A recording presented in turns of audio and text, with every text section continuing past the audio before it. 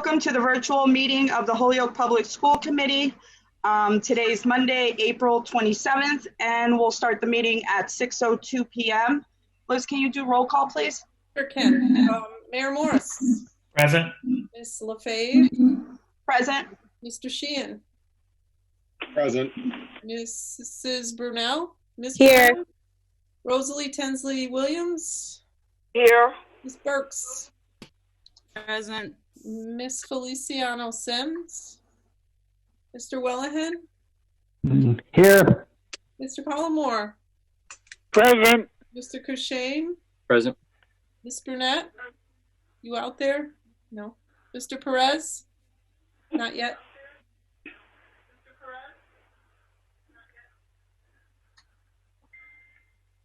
Are we good? We're good. Okay, great. Niles, we need to see the flag. Flag. All right, everyone, stand for the Pledge of Allegiance. I pledge allegiance to the flag of the United States of America and to the republic for which it stands, one nation, under God, indivisible, with liberty and justice for all. Okay, thank you. I just want to remind everyone, pursuant to Mass General laws, I'm hereby informing all attendees that a video and audio recording is being made of the meeting, and the meeting is being live streamed and run live on the city's community TV channel, as well as Facebook, and it is being translated in Spanish. Just another quick thing I want to say, we're going to, again, go by how we did last time, where we're going to allow the presenter to present, and then we'll go one by one asking everyone if they have any questions or any comments. You can do so at that time. The other thing that I want to remind everyone, if you leave the meeting, you need to state your name and say that you're leaving the meeting. Same goes when you come back in. Okay? So we're going to go ahead and start with the student showcase. Dr. Zreik? Yes, thank you, Ms. LaFave, and good evening, everybody. Again, it's good to see everybody's faces, albeit virtually, and I'm really excited that we have one of our students. My meeting. What's up? One of our, Dr. Mahoney, please go on mute. Okay. I fed him. I can't take him out yet. I can't mute it. Bye. Okay. Dr. Mahoney, please go on mute. Okay. All right. So I'm really excited that we're joined here tonight by Ana Cruz Valle-Llanes. I hope I got that right. Valle-Llanes, who is a senior at Holyoke High Dean Campus, who is an excellent student and excels in the vocational program, in the health assisting program. And she is practicing her knowledge and skills as we speak, like literally as we speak, as a CNA at Mount Marie Rehabilitation and Healthcare in Holyoke. And we've asked her to join us tonight. I guess she's on a break. Really thank you for being here. And I want to, Miss Dennis, who's the vocational director at the Dean campus, is going to more formally introduce you. But welcome, and Miss Dennis, welcome to you, and I'll turn it over to you. Thank you. Anna and Kayla, I'm going to address both of them, even though Kayla's there right now. She's just not able to be on break. But Anna and Kayla are two students who exemplify the meaning of resilience, persistence, and compassion. Both have worked hard over the last 4 years, achieving stellar grades while earning what most people would consider to be an adult certification, their certified nursing assistant credentials. They've taken the knowledge and skills learned at Dean in health assisting to Mount Marie Rehab, where they are working literally tonight. Recently, Anna and her nursing supervisor had to perform CPR on a flatline patient. I'm happy to report the patient was successfully resuscitated with Anna performing the compressions. Over the weekend, I had the opportunity to spend some virtual time with both girls while they performed their shift duties. I heard the warmth and caring in their voices as they ushered their patients to bed, as well as the responses from patients who clearly enjoyed the attention and the joking around. There was laughter on both sides. Anna and Kayla, as you finish your senior year and prepare for nursing school, know that all of us, your families, your teachers, your community, are proud of you and thankful for all you do. And there she is. Thank you. I don't know what to say. Do you want me to talk now? Well, you're welcome to talk. You're welcome to talk if you wanted to say a few things about what you're doing. Just know that we're all very proud of you on this Zoom. Oh, thank you. Well, it's a great experience for me. I feel like if I would have never attempted to be, it would have been a really big mistake because I really want to go into nursing school, and being able to like feel how the CNA side and say that I could experience what they went through while being a nurse, then that's a good experience. I had a few, I could say it was a good experience, but bad, because I was my first time performing CPR on a dying patient, and I was with the patient before it all happened. So, you know how like a life could just go away any second. And performing CPR, it wasn't the greatest experience. I was pretty scared, but there was a lot of nurses there, and they needed help, so I just jumped in.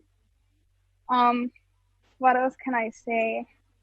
It was a great experience, and finding out that she was stable, it like literally gave me so much joy. She came back. She was here for a while. I literally gave her the biggest hug ever. I wanted to cry. She thanked me so much because I guess they told her what we did here. And she passed away the other days. It was not the best news I got when I came in shift, but she was really sick, so she's in a better place now. I also experienced another code last week on Thursday. I found the patient without a pulse and dead, so we had to grab him and put him on the floor and then start CPR. He had COVID and he was really sick before, so we couldn't get him back alive. But I literally did it by myself. I was so sore the next day. But yeah, I don't know what else to say. It's a great experience. The nurses here are so helpful. Like, they guide me to everything they do. If I have any questions, I could ask them. They encourage me so much to go to nursing school. They think I'll be a great nurse. And I can wait. Thank you. If you guys have any questions, you could ask me. Yeah. Oh, there will be. Yeah. Mildred, I'll let you field the questions from people. So, Devin, you have any questions or comment? Okay.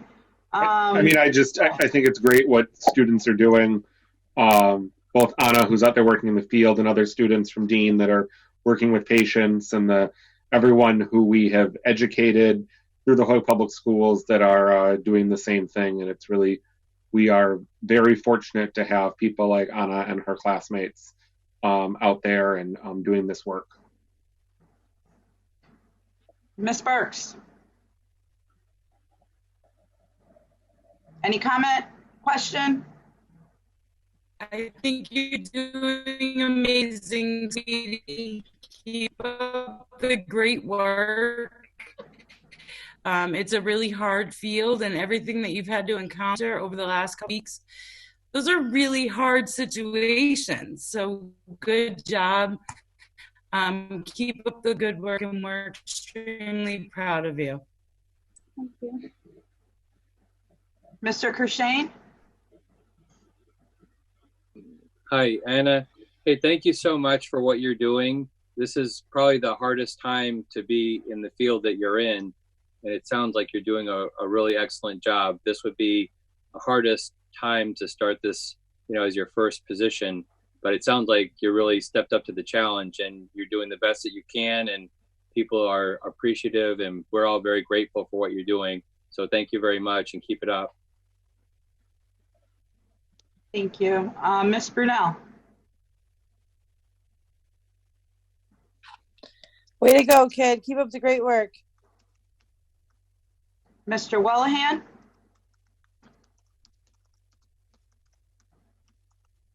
Oh, no. Mr. Wellahan. Thank you for your service in these trying times. Thank you very much. Miss Rosalie Tensley Williams. Yes, ma'am. Anna, we're proud of you. I worked 6 years at the nursing home, Brookwood Court Nursing Home, and I understand it's very sad. I am so sad right now that all of the people are passing away from it, but I used to go back on the shift and the people would be expired, so I know the feeling. And I had to kind of get a little tough with it, or I wouldn't have been able to stay on that job for 6 years. So I wish you the best. And everyone out there, I'm sorry this is happening, but my prayers are with you guys. So keep up the good work, Anna. God bless you, honey. Thank you. Thank you. And Mr. Collmore. Yes, Anna, thank you very much for what you've been doing for the last few years. And I appreciate our physical education program, which teaches CPR in our schools. It's been a wonderful program, and thank you very much for everything you're doing. Mayor Morris. Yeah, I just want to echo what everyone else said. Thank you, Anna, for all the work you're doing. And I think it's a testament to the Holyoke Public Schools that we have a lot to be proud of here in the city and in our school system. And I know this is just the beginning for you, and look forward to watching you grow and make more of a difference in healthcare. So you should be proud, and thank you for what you're doing right now. Great. And I just want to say you're doing an amazing job. And as a fellow healthcare provider myself, it's very tough through these times, seeing people whom we work with every day and whom we see every day, and they pass away 1 minute to the next. This virus has really taken a toll on the healthcare system, and I'm sure you're pretty stressed out. This is a whole lot more work, isn't it? Yeah. Yeah. It is. And then you also see your fellow coworkers who are really trying hard to help these individuals. And at this time, we're their family, because obviously they don't have visitors. They can't have visitors. But one of the things that we can do and to ensure is to always maintain that connection and making sure that we're making those FaceTime phone calls with their families so that they can still have that connection and know that their family's still there. I thank you for all that you're doing and for being brave. Many have walked away, but you have stayed, and I thank you for that. Mr. Mahoney, you have a comment? Yeah, I would just like to add that we'll be talking about the class of 2020 later on tonight. And when it comes to Holyoke Strong, I would say that the class of 2020, especially the senior class on the Dean campus, they really model what it means to be Holyoke Strong. Anna and her classmates really stood by the Dean program when it was in a serious point of turning around a campus that now has a wait list. And in large part, Dean's success to this point is due in very much to Anna and her classmates. They're an amazing senior class there, and I'm super proud to have been a very short but small part of that story. Anna, congratulations. You are awesome. Thank you. Do you guys have any questions at all? I could answer you guys anything. What's your shift? I work 3 to 11. I've been working 2 to 11 to come and help. And I've been working a lot of doubles because the floor I work to is the rehab unit. So we get different patients here, come back here and there. We also have all the COVID patients. So like nobody wants to work this floor. So they always call me and Kayla because we're always willing to come in But yeah, they look so much better though. They don't look like they have it. They're just fine for now, and we're hoping for them to get better. I love them all. So I'm here, and this facility has taken all the good steps to keep us safe. Like we have all kind of PPE. They swap us here and there. If one of us will ever to come out positive, they'll we'll have to stay 2 weeks out of work. But for now, we all been fine, and we're trying to help them. I know Mr. Sheehan had a question. Yeah, I'm just curious, what are your plans after June? Are you going to be employed there once you're done with school and such? Well, I was planning on to stay here in college. Just right now, I'm a full-time. I'll go down to a per diem so I could pick up, or once I figure out like my college schedule, then I could talk to them and figure out some hours, because I would like to stay working while I go to college. But if I find that is too much for me, because I know nursing is not gonna be hard, it's not gonna be easy, then I'll just stick to college and then come back. Where are you going to school in the fall? Well, I'm going to stick, and Okay, I'm planning on to transferring after to AIC. Yep, great. Excellent. Well, again, Anna, thank you so much for all that you're doing. Really You're greatly welcome. appreciate it. And welcome to the nursing field. Thank you, guys. Hands. Wash. Well, thank you. You're welcome. Well, I'm gonna head back to work. So thank you guys for everything, and for all of you that have supported me through everything, especially the DIN community. Love them all, and I'm gonna miss them. I miss them already. I miss school. I never thought I would say that, but I really do. I miss school, and I miss all of my teachers. They're great. But I'll go back to visit. Everything's gonna be fine. We just have to keep a positive mindset, and we'll be fine. Thank you again.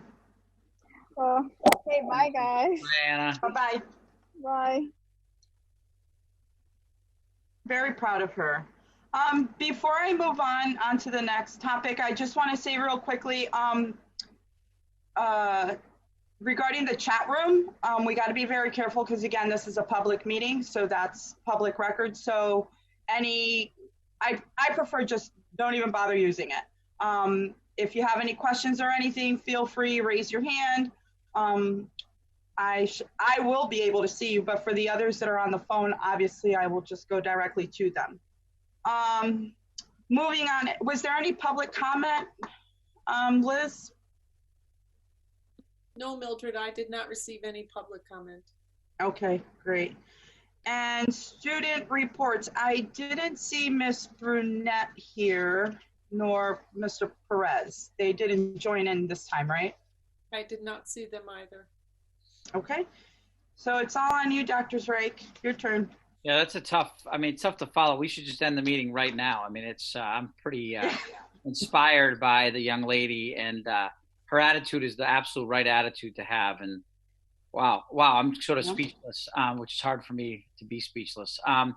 But we're going to just share some information about our efforts around school closure during this time of COVID. So the topics tonight are all about how we're planning for the now and for the summer and for the fall, both on the academic side, social emotional side, and mental health supports for students. And then Dr. Mahoney at the end is going to talk a little bit about the plans in place for recognizing our senior class. I do want to thank all the members of the committee led by Ms. Becky Burks, who did an unbelievable job over the weekend putting out signs for our senior class. The response was overwhelming from the community. So thank you, Becky, for leading that, Dr. Mahoney. And then I know many of the committee members were part of that. So thank you for recognizing the class of 2020. And we promised we were going to make this special. And Ms. Burks is a one-woman force to make sure that this class gets the due that they deserve. So we're going to start, though, with our remote learning and summer school planning, which many of you have asked me about summer school.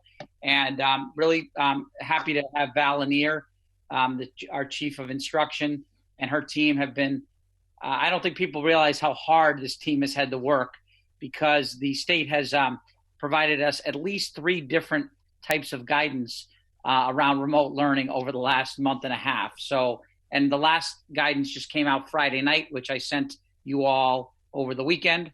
And so Val's going to talk to you a little bit about what her team has done and what we're planning moving forward around trying to keep some semblance of teaching and learning going on through the rest of the year into the summer. So Val, the screen is yours. Okay. Hi, everyone. It's nice to be here with you, even in this remote format. I'm going to share my slides with you and walk us through it.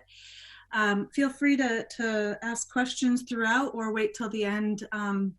That's fine too. I'm going to keep it short and sweet because I know there's going to be a lot of questions. And I just want to make sure we can get to those for you. Give me 1 second.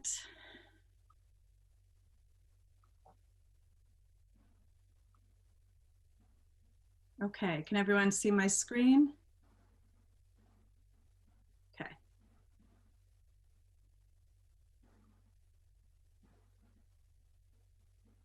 Really quick, Valerie, sorry. Liz, did we send out packets to Mr. Collmore and Ms. Tensley Williams so they can visually see it, I guess, because they're not on, and Mr. Wellahan? Yes. Yeah? Okay. Yes. So the answer is yes. So then, just so they're aware, we're on the remote learning and summer school planning, which is page 9 of our packet. Okay, so I'm going to go to the first slide.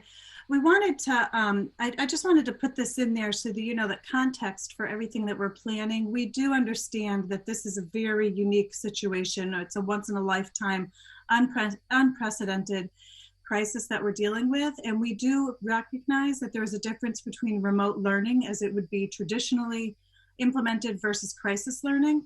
And so we try to balance all of our guidance with ensuring that we're allowing both staff and families to provide the needs for their families as they see fit.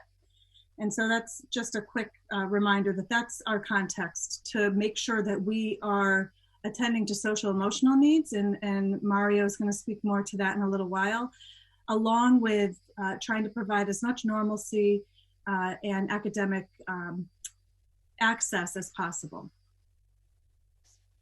Our remote learning process is seen over 4 phases. And while this looks linear, and I'm going to present you information in a linear format, please know that all of this is constantly revising every time we get new guidance and every time we provide more feedback from both the community members, from families, from our staff.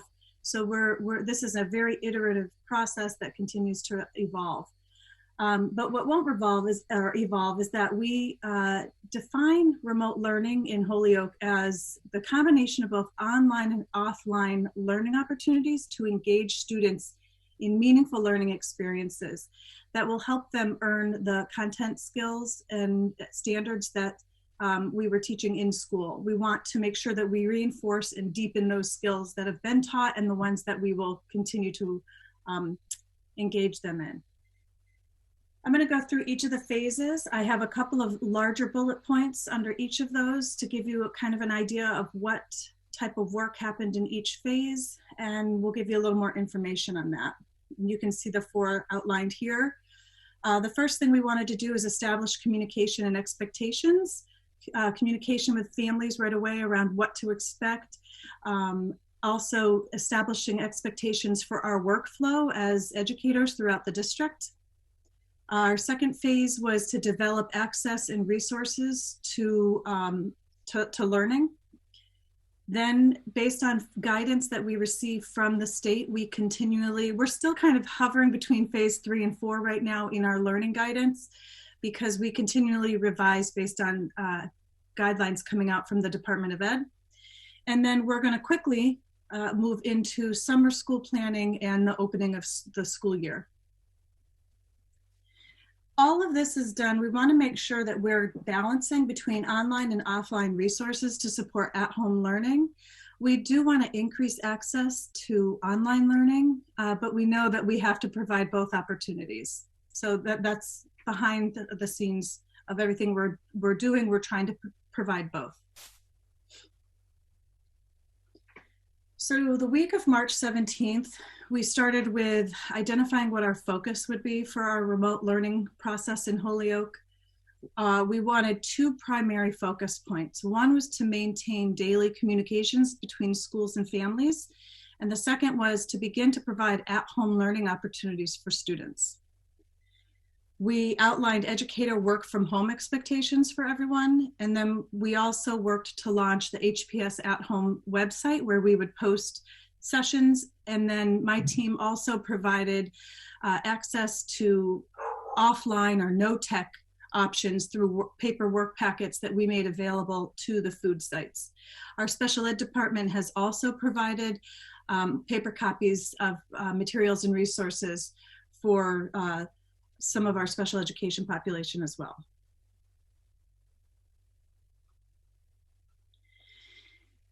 Very quickly after that, we started to work to provide greater access to learning resources, and not just my department, departments across the district worked, and with the mayor's office to really increase our access, or plan to increase access for families for internet.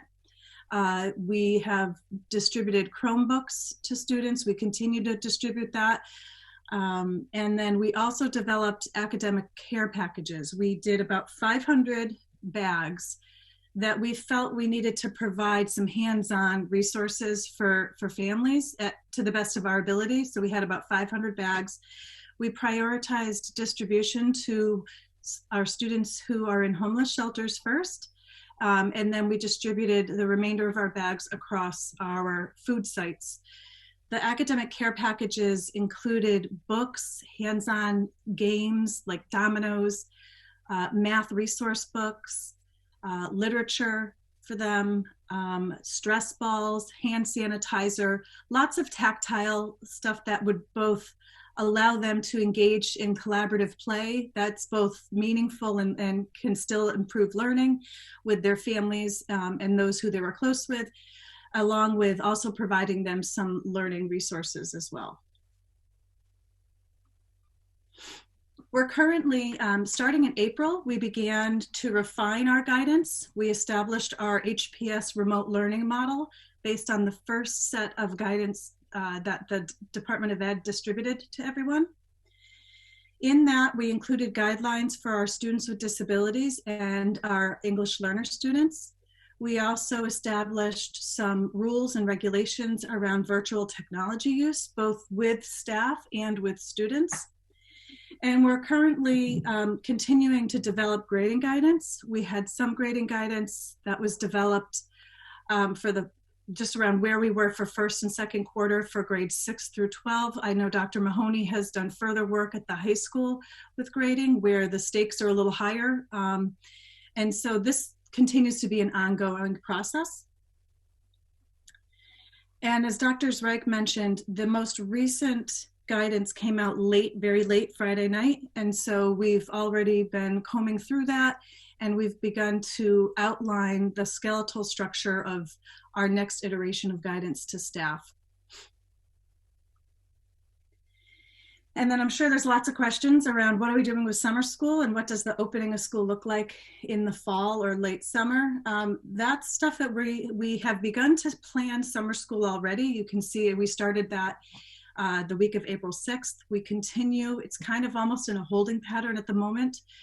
And we will really go full force with planning starting next week with summer school. We do need to plan for multiple modalities for summer school to take place. We need to plan for face-to-face summer school as well as remote learning and some sense of perhaps a hybrid of the two. Some of this will depend on guidance from both the state and from the Department of Ed on whether or not social distancing requirements will still be in place, whether they'll be revised at all. And so right now we're just trying to plan for 2 different ways of learning for summer so that we can be ready either way. We are also beginning with the newest guidance. The academic team has already been asked to work with some of our instructional leads from all grade levels and begin to map out what our Q1 learning plan needs to look like for the beginning of next school year. And so they've just been given that task. We were waiting for some of the work that came out from the Department of Ed, including the prerequisite skills that they outlined for standards. And they're going to use those documents and work with some teacher teams between now and June 30th to begin to develop what our first 8 weeks of school are going to look like. With all of this, we're going to continue to refine our process and our guidance depending on as things develop across the state and with the Department of Ed providing us further clarification. So I know that was a lot of talking at you. I just wanted to give you a quick overview and open it up for questions. So again, we're going to go down the line. If you have any comment or question, first will be Mr. Sheehan. Yeah, I guess I'm looking towards summer school, and I am going to make a broad assumption here that we're still going to be under some social distancing guidelines. I know that the governor has yet to make any kind of public opinion or statement about the May 4th non-essential employee stuff, but I mean, I'm assuming that he's going to extend that, and I'm also assuming that we're going to be under some strict social distancing guidelines. So let's hear a little bit of like what some of the thought and plan is, because I also think that I think that ESE is also sometimes behind the curve with giving districts guidance. I mean, they forced every superintendent in the Commonwealth to make the decision to close schools before they would make the recommendation publicly. So I think that especially because we have run summer school before and not every district has run summer school, I don't know. I think that those of us who run comprehensive summer school programs are going to be the ones as the leaders in the state. So I'd like to hear what some of the plans are and at least ideas of what summer school is going to look like if we cannot do 100% in-person like it always has been type of school. Yeah, so we have a couple of things right now. Michelle Macklin is our head of extended learning, our director, and we have been meeting frequently. We've met with Dr. Reich a couple of times. She meets with our pupil services team as well, and we've been discussing what this has to look like. I've told my team to begin like some hardcore planning next week, but the guidance we've already started with is first and foremost is we've opened up our registration for summer school for both the ESY program and our 21st century programming.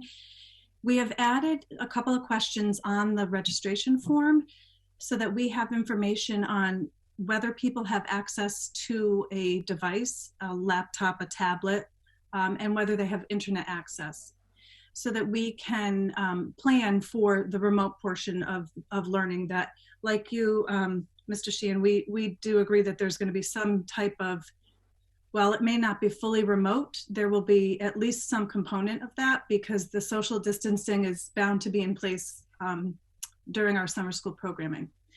We usually ended a week earlier than the ESY programming. We've already extended that out an extra week. We are planning to hire more staff, knowing that we're going to have to do, if we are in person, we're going to have smaller groups of students. And we are planning, our summer school program has a lot of really great enrichment and some project-based learning, along with specific math and ELA learning that happens during the time. We have to plan for what that looks like, which is why we need more staffing. If we're going to continue to have some enrichment program with students, what our lunch will look like, what our breakfast will look like. So we've begun that process around the safety and technical components, along with what is this going to mean for how learning takes place. So we're doubling up on our planning, because first it's the what we're going to plan, and then we're asking people to give us 2 different options for how that learning happens.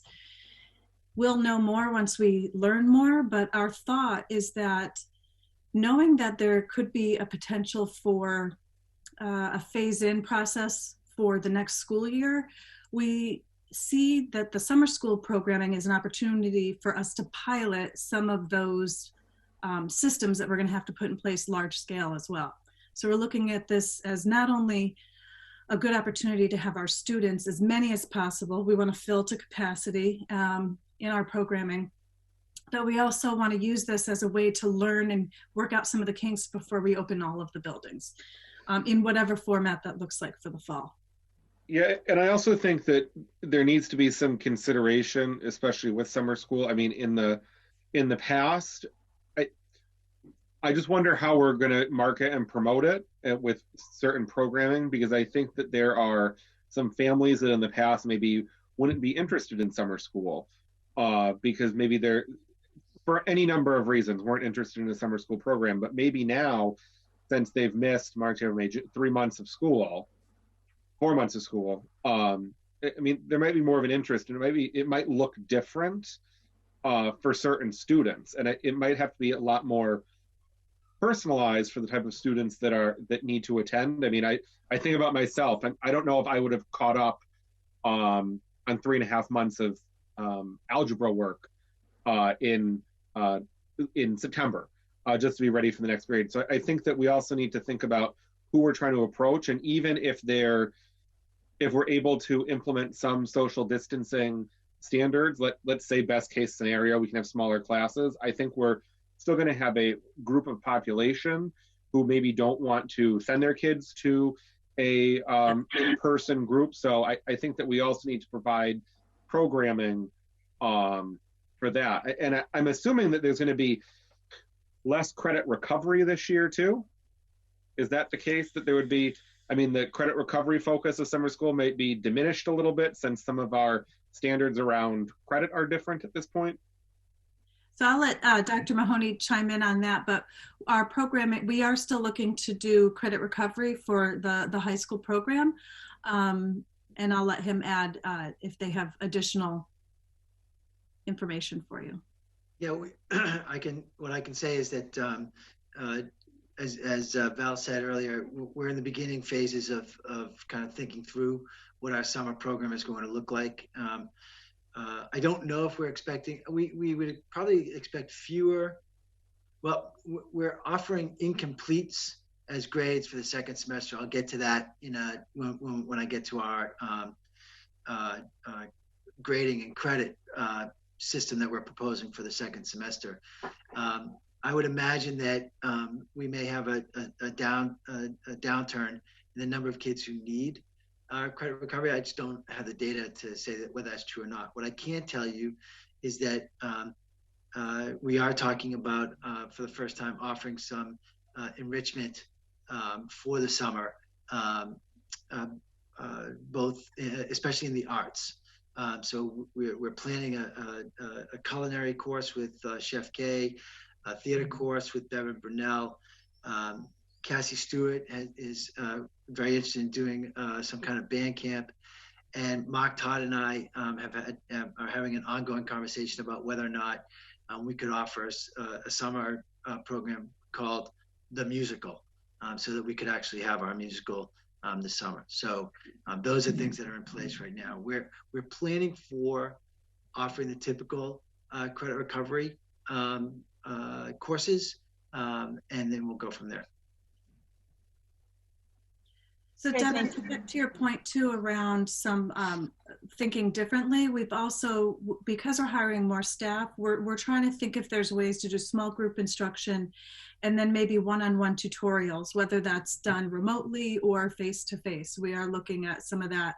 We don't see this as, I just want to be clear around, while we do see gap closing happening during summer and we want to have as many students as possible enroll, we know that it's not going to meet the needs of all of our students. And so we do need to also develop our Q1 learning strategy for the opening of the school year, where we spend, I'm recommending the first 8 weeks really using some formative assessment with students, differentiated grouping, and targeting some of the skills, the prerequisite content standards and skills from the previous grade level during that 8 weeks of time. So we have this crash course type of work happening where we're teaching the standards that we weren't able to engage all of our students in during our remote learning opportunities. Okay, thank you. Ms. Brunel.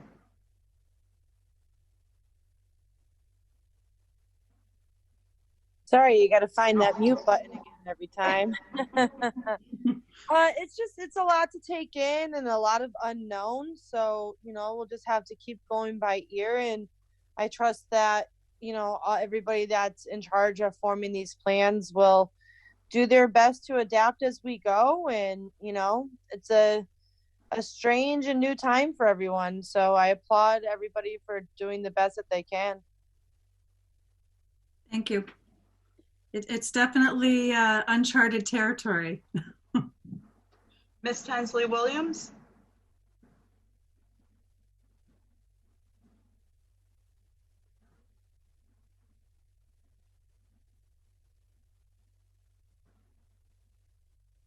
Did you hear me, Ms. Tinsley Williams? Yes. Are they going to have a prom in August? Dr. Mahoney's going to share some of the plans at the high school in a few moments. Okay, thank you. Ms. Burks. I always have comments. We know this. So, Valerie, great job. I know that this has not been easy for you in any sense of the word. So, absolutely great job. So, the couple questions that I have, I know we're doing a hard push for Chromebooks for students and making sure that they have the technology that they need. What I am hearing, though, is that some teachers and paraprofessionals also need technology that they don't have access to. What are we doing to help them?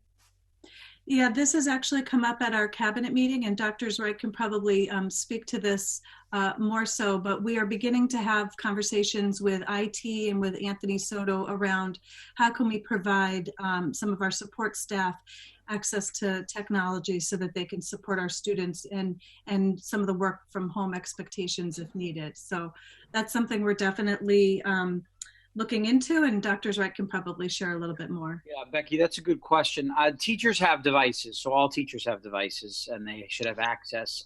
But paraprofessionals is something we've discussed, and we have given permission already to some of the schools who have specialized devices that are used in classrooms to, in some of the special education classrooms, to give those devices out to paras.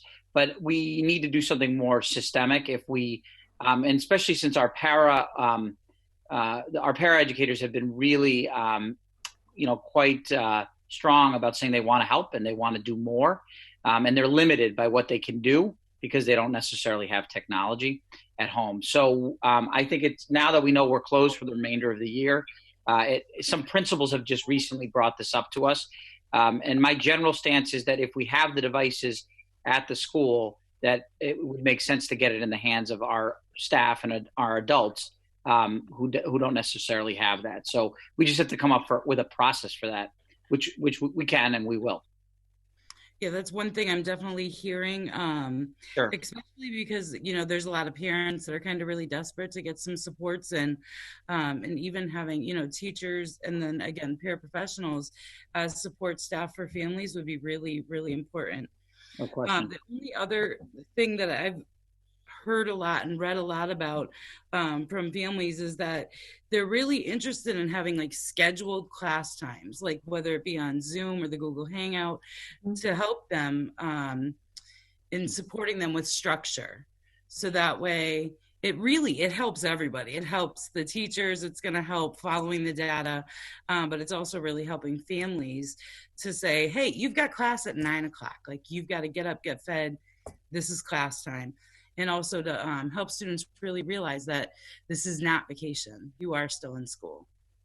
So that's good timing, Mrs. Burks, because that is going to be addressed in our next iteration of guidance. It's synchronous and asynchronous. So asynchronous learning happens like I post work for you, you do it on your own time. That's currently what my children are experiencing, and I can completely relate with the family members who are having difficulty keeping children on a certain schedule, because it is pretty much at their will when they turn it in, as long as it's by the deadline. The synchronous learning is where we want to begin to build a little more opportunity for holding classes. We have to think through this carefully though. And so that's what we're currently working on what the guidance will look like for that. But we do want to hold some classes where they're either drop-in sessions or it's where the teacher is presenting the information.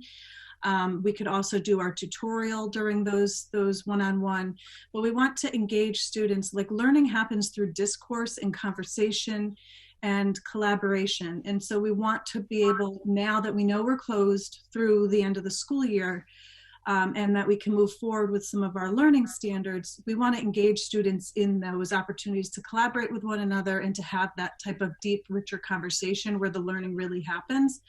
And so some of our guidance that we're developing this week will have some recommendations around that. So once we get that out to schools, they'll need some time to do some planning, but we should see a larger opportunity for that to be happening. And then I hope this is my last comment.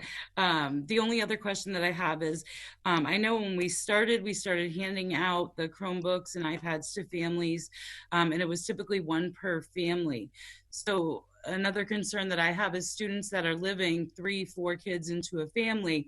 Those kids are all sharing one Chromebook, and we are now saying that they are responsible for their grades and moving forward for the last semester. So are we having active thoughts on how to support those families if they only have one Chromebook to share between 2, 3, 4 kids?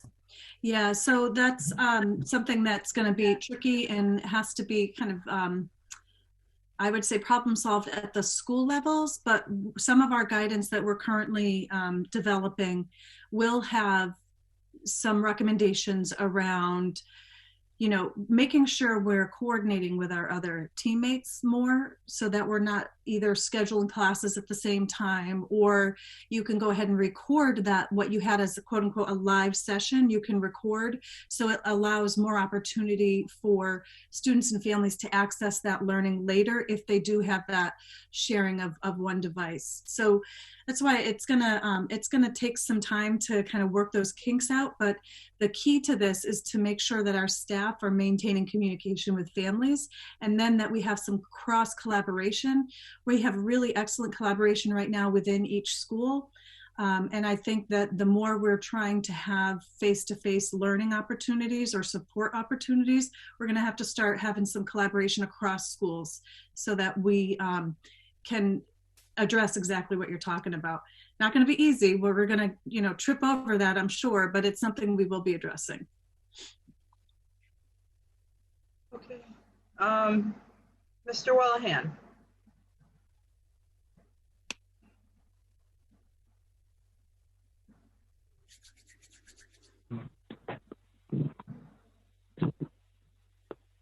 Thank you. I'm all set.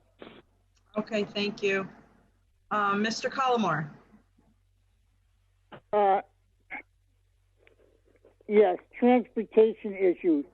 Is word going to get out that all about transportation to and from schools? I'll let Dr. Zorik answer that, but my thought is once we know what school looks like, it'll inform our transportation decisions. Yeah, well, right now we're not providing transportation. because we're obviously not in school. But over the summer, we will, we're talking about, we do provide transportation, and we will be planning, if we have live summer school, to have transportation for the summer.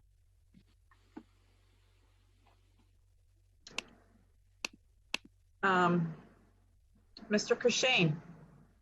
Hi. So what are some of the things that you've learned during the last, I guess, month and a half about remote learning, and how are you incorporating those lessons into how you're designing the summer school? Yeah, so there's been a lot of good reading on this right now. Finding the time to do that reading is a challenge, but we don't tend to sleep right now, so we're doing lots of information gathering. There are countries that are ahead of us in this because they've had to be, and so we're checking a lot of the leadership resources and journals that are putting out information around what they found worked and didn't work. Some of the things that we are challenged with right now is, once you get about 6 weeks in, even 5 weeks in, there has been across all of the states and in other countries this lull in engagement, where even if you had really strong engagement with the remote learning, that students start to pull back, families start to pull back, because there's just other needs that come up front. So that's something that we've learned that we're going to have to try to double down on our engagement strategies. We've learned that we should have a combination of synchronous and asynchronous. So online, face-to-face with teachers like we're doing right now, this would be synchronous, as well as asynchronous, or on your own, I give you the assignments. We've learned that a combination of those two methods of learning are best, not one over the other. We also know that we have to engage students more in discourse, conversations, collaboration with one another. And we have to provide a deeper opportunity for reflection, self-reflection as a learner. So providing some reading for them to do, and then asking them to journal it, and not journal typing, right? Because they can do plenty of that, but are they journaling in a notebook or on paper? They could take a picture of it and upload it. So these are some of the practices that are coming out as being more highly rated in remote learning opportunities, and we want to engage them in that, using more open-ended questions as opposed to closed questions with simpler answers. So these are things that we're going to start to build out in our next phase of guidance. Thank you. Mayor Morse? No questions, thank you. Okay, thank you. Just really quick, I know that I had gotten a text message from someone who was concerned in regards to families that don't know how to use the Chromebooks. Are you running into that quite often? Have you heard that type of feedback? The other question is are you guys collecting data on the actual participation throughout the district? And I like Ms. Burke's comment in regards to making it more structured, as if they are going to school. I'm going to give an example. As my son, although he's in out of district placement, their remote learning, it's a 20-minute class online. Then the rest of the time he's just doing it on his own. I do get packets sent to my home for him to work on. But how can we go back to, I'm sorry, how can we go back to as if it was done, like if they were in class, a regular class day, if it's the 55-minute block, and they're working on some curriculum, some task. This is what we're going to learn today, and this is what we're going to do.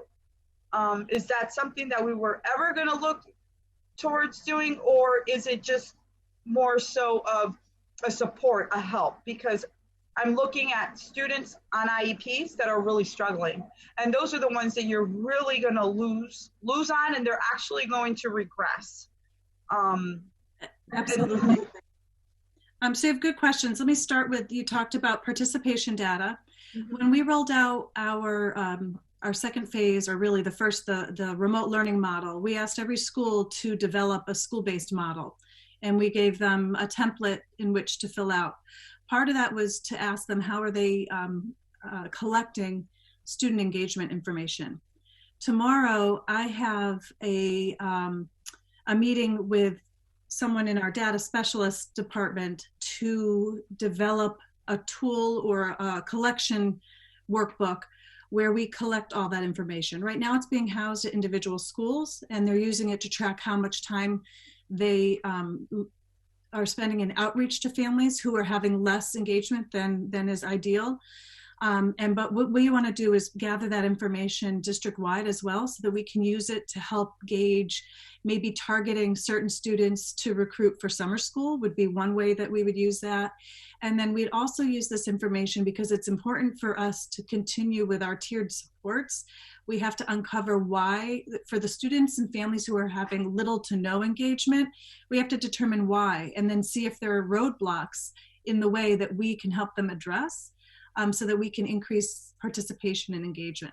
So that's the data piece. The Chromebooks for parents, really good idea. I'm having like a flashback, I think, to a conversation last week or the week before where we talked about this. And so what you're reminding me is that I believe we were going to work with our tech team to do little quick tutorial videos. So we could screenshot or have someone videotape how to access, how to log in, and have these quick YouTube instructional videos for families on our website. And so that's something that you're reminding me to circle back to, and we'll work with our tech team to get that started. Oh gosh, Mildred, I can't remember the last. So the last one you were talking about is, I believe, the format of learning. And so we are going to move forward in our content around the standards, given the newest guidance from the department. And we need to work out what that looks like. Some of what I shared with what Mr. Kershane was asking is going to inform what our instructional participation looks like, what our format looks like to engage students, but we are going to move more into balancing. Here's a lesson on instruction, have them do some practice, and then we want to increase our teacher like office hours or help hours, tutorial time. So I can teach you this, or I can post the video on my mini lesson where we introduce the skill and concept. You practiced it, and then you have time to have a conversation with your teacher to kind of help you through that learning piece. So those are like the next iteration of learning that we're working towards. Yeah, just to close, there's two things I just say, Val. I think you did a great job of presenting the work that's been done and your team's done. But two quick things. One is to the question about troubleshooting for parents. The two folks that run our hotline are both very tech savvy. The Spanish, Sam Garcia, who's my executive assistant, and Rebecca Lamb, who's the enrollment director. They field a lot of questions that parents have about troubleshooting. And talking to them and we get the list of what the issues are. Many of them are a password or logging on, and they're able to resolve a lot of those issues. If they can't, then they refer it to our tech team. That seems to be working pretty well. And so parents who have questions can go right to our hotline, which has worked, I think, pretty well from what we're gathering from the information. The other thing is, Becky, you brought up, or Ms. Birch, you brought up a lot of good points about feedback from families. And tomorrow evening, Val and I are going to be on a Zoom call with the district parent advisory group to get feedback. We're just going to ask them what's working, what's not working. And so these are real live parents, not that some of you are real live parents on this call too, but from each of the schools, we've invited all of them to come. Jose Bo has organized it. And so that's our only purpose. And we really want to find out from them what isn't working, because we've got another month and a half of this remote learning. We really want to hear. Some parents want more structure, some want less structure, but we want to try to do the best we can to meet the needs of our families. And so that's tomorrow night at 6:15, we have that call. And I can let you know what the feedback is that we receive from that meeting. Mr. Sheehan.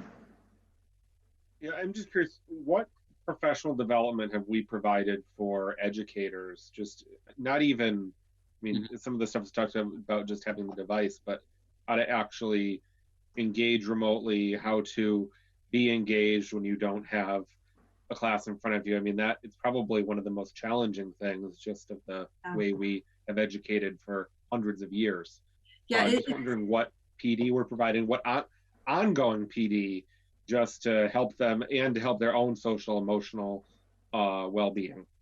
Yeah, so that's really an ongoing challenge for sure. Some of our staff move quicker with that than others, just given our comfort level with using technology, and all of us struggle to some extent because it's very different.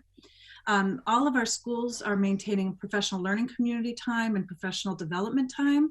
A lot are using the tech leads in the buildings to provide some learning around how to engage students maybe with a specific skill. They're sharing best practices on what's working for them. We've started to push out a curriculum newsletter district-wide that's geared towards teachers. We revised that to include a lot of resources and links to outside of the district PD, some around their content learning, others around how to improve distance learning or remote learning structures. And I believe I saw Dr. Mahoney have his hand. I think he would like to share. Yeah, I would just say that we're reaping the benefits of investing in technology lead teachers right now. We've been lucky to have a number of, I think every school has their technology leads, as well as some of their, as Val was mentioning, some folks who just take to technology quicker. And so there's been a lot of collaborative professional development. I know that at the high school, NJ Ravelis and Bob Fry have really taken the lead in helping folks with Google Classroom. Ralph Benoit's been great in terms of sharing exemplars in terms of how to flip instructions, so that he's got recorded videos and then how to run live sessions based on those. So that's been really great. And then I think the last piece is we've been really trying to clear teachers' decks of just the essentials. That is preparing high quality curriculum and then making sure that they have plenty of bandwidth to be available for kids in terms of the office hours. So. And then how are we doing instruction like for the vocational programs, Dr. Mahoney? Yeah,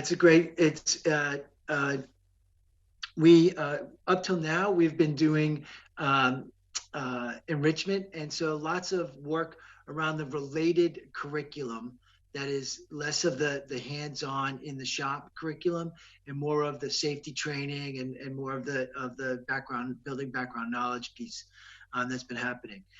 It is something that not everyone has a kitchen that they can work with that's the same in culinary, and so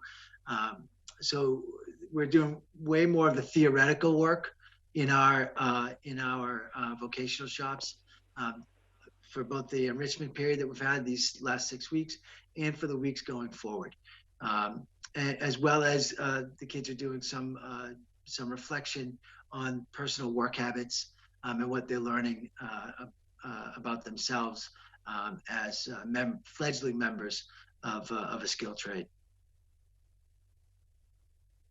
I mean, except for those just a handful of kids whose co-ops and internships they've been able to continue because they are essential workers or they're working offline or online. Most of our work-based learning has also had to stop, and that's for both campuses, which is I mean, everyone who's got a job is dealing with that now. So.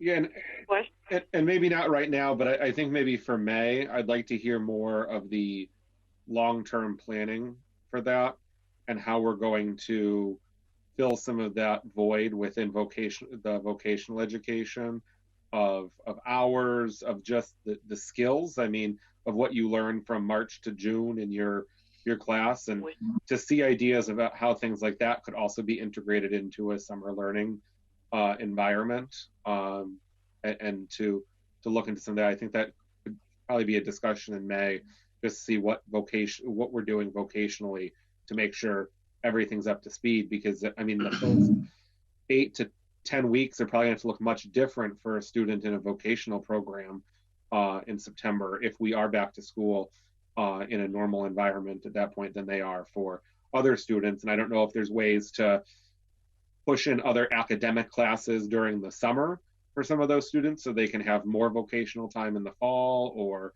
how you could work some of that. But I'd like to hear and see some of the different opportunities we could find that other areas are doing.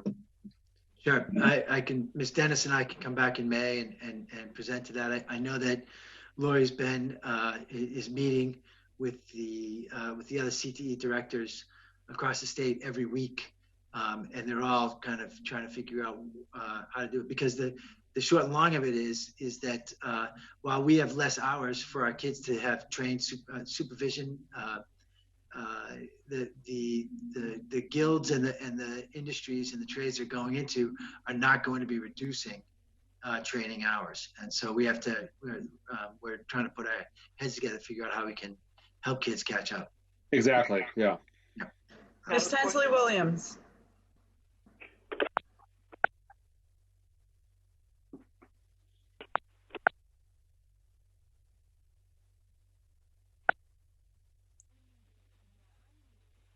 I have this question for Dr. Mahoney. What about the yearbooks? And this might not be the right time to ask the question. I could do some donations to help some of the kids purchase them. I'm not sure how much each book would cost. Yeah, why don't I hold on to that, Mildred? If not, Ms. LaFave, if you're okay, if I hang on to that for. Yes, please. Great. Yes, thanks. we're not up to the high school updates yet, Rosalie. We're still on the A and B kind of remote learning update and summer school planning. And then from there, we're going to move into social, emotional, and behavioral supports.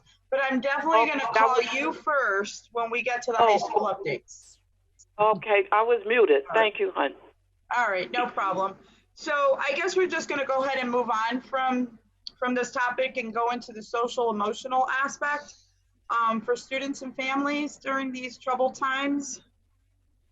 Yeah, so we're joined by Mario Flores, Chief of Social, Emotional, and Behavioral Learning. As you met him for the first time a few months ago, and we're thankful that we have someone in this role when given everything that's happened, and he's done a lot of work with our counselors and in preparing for supports now, and then thinking about what's next as we shift back to school. It's not just about the academic supports, but we know our students and families are struggling right now, and the adjustment back to school is going to be a challenging one for many of our young people. So Mario just shared his screen, and you're on, Mario. Thank you. Can everybody hear me? Can I get a thumbs up if you can see the screen? We're all good there. Thank you. We'll start with thank you. We'll start with the philosophy.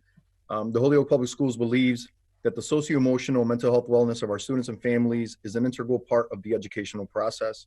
The physical school closure for the 2019-20 school year is only serving to further reinforce that belief, and it is our mission to ensure a robust system of supports from identification to intervention to connection of ongoing care. So this is the philosophy that we're operating off of. Essentially, one of the mantras that I kind of stole from another district is compassion over curriculum. And we really want to help support our families and our students as much as possible during the closure. So we want to operate from that philosophy, and then our guiding principles: empathy, compassion, love, and respect, human connection, equity. Of course, everything we're doing is through an equity lens. We want to be culturally responsive for our families and our students. And I'll tell you a little bit about what that might look like as we screen for families in distress. And professional development of frontline staff. I know someone asked earlier about the PD that we're offering and giving folks. And I'll touch base on that a little bit as well. And then lastly, the systemic collaboration of all stakeholders. So this also includes our CBOs, our FBOs, the folks that are in the community and in the city that are working together in collaboration with the Holyoke Public Schools to serve all of our stakeholders.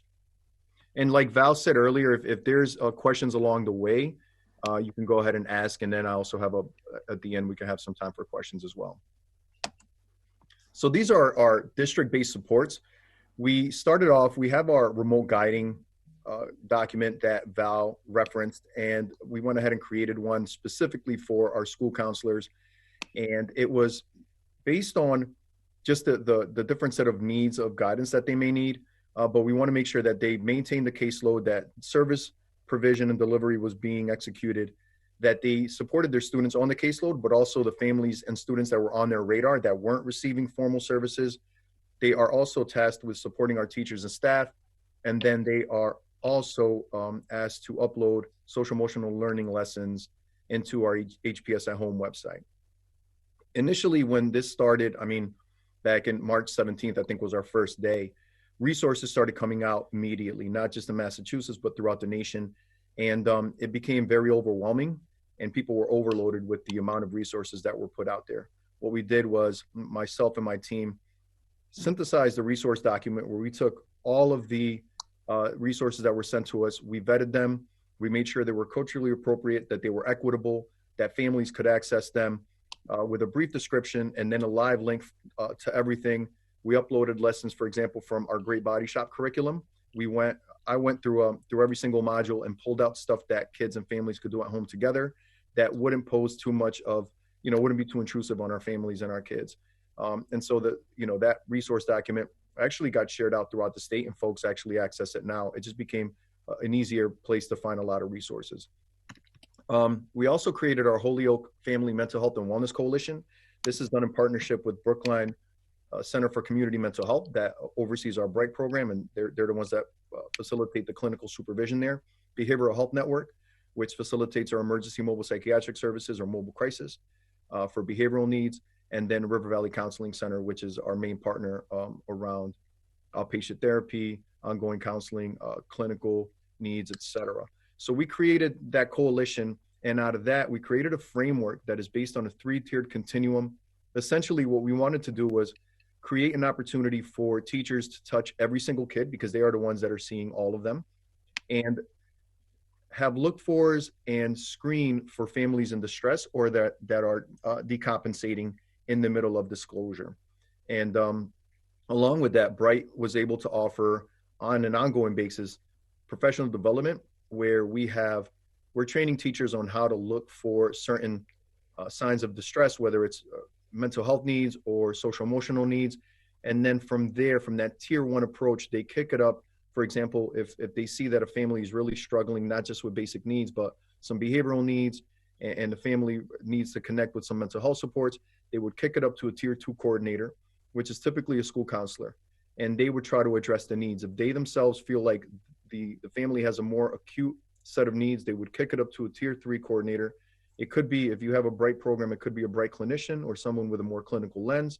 And then from there, they would triage what the family needs are, and if need be, refer out to a wraparound, specifically the partners in the coalition, but also other folks in the community that are service providers.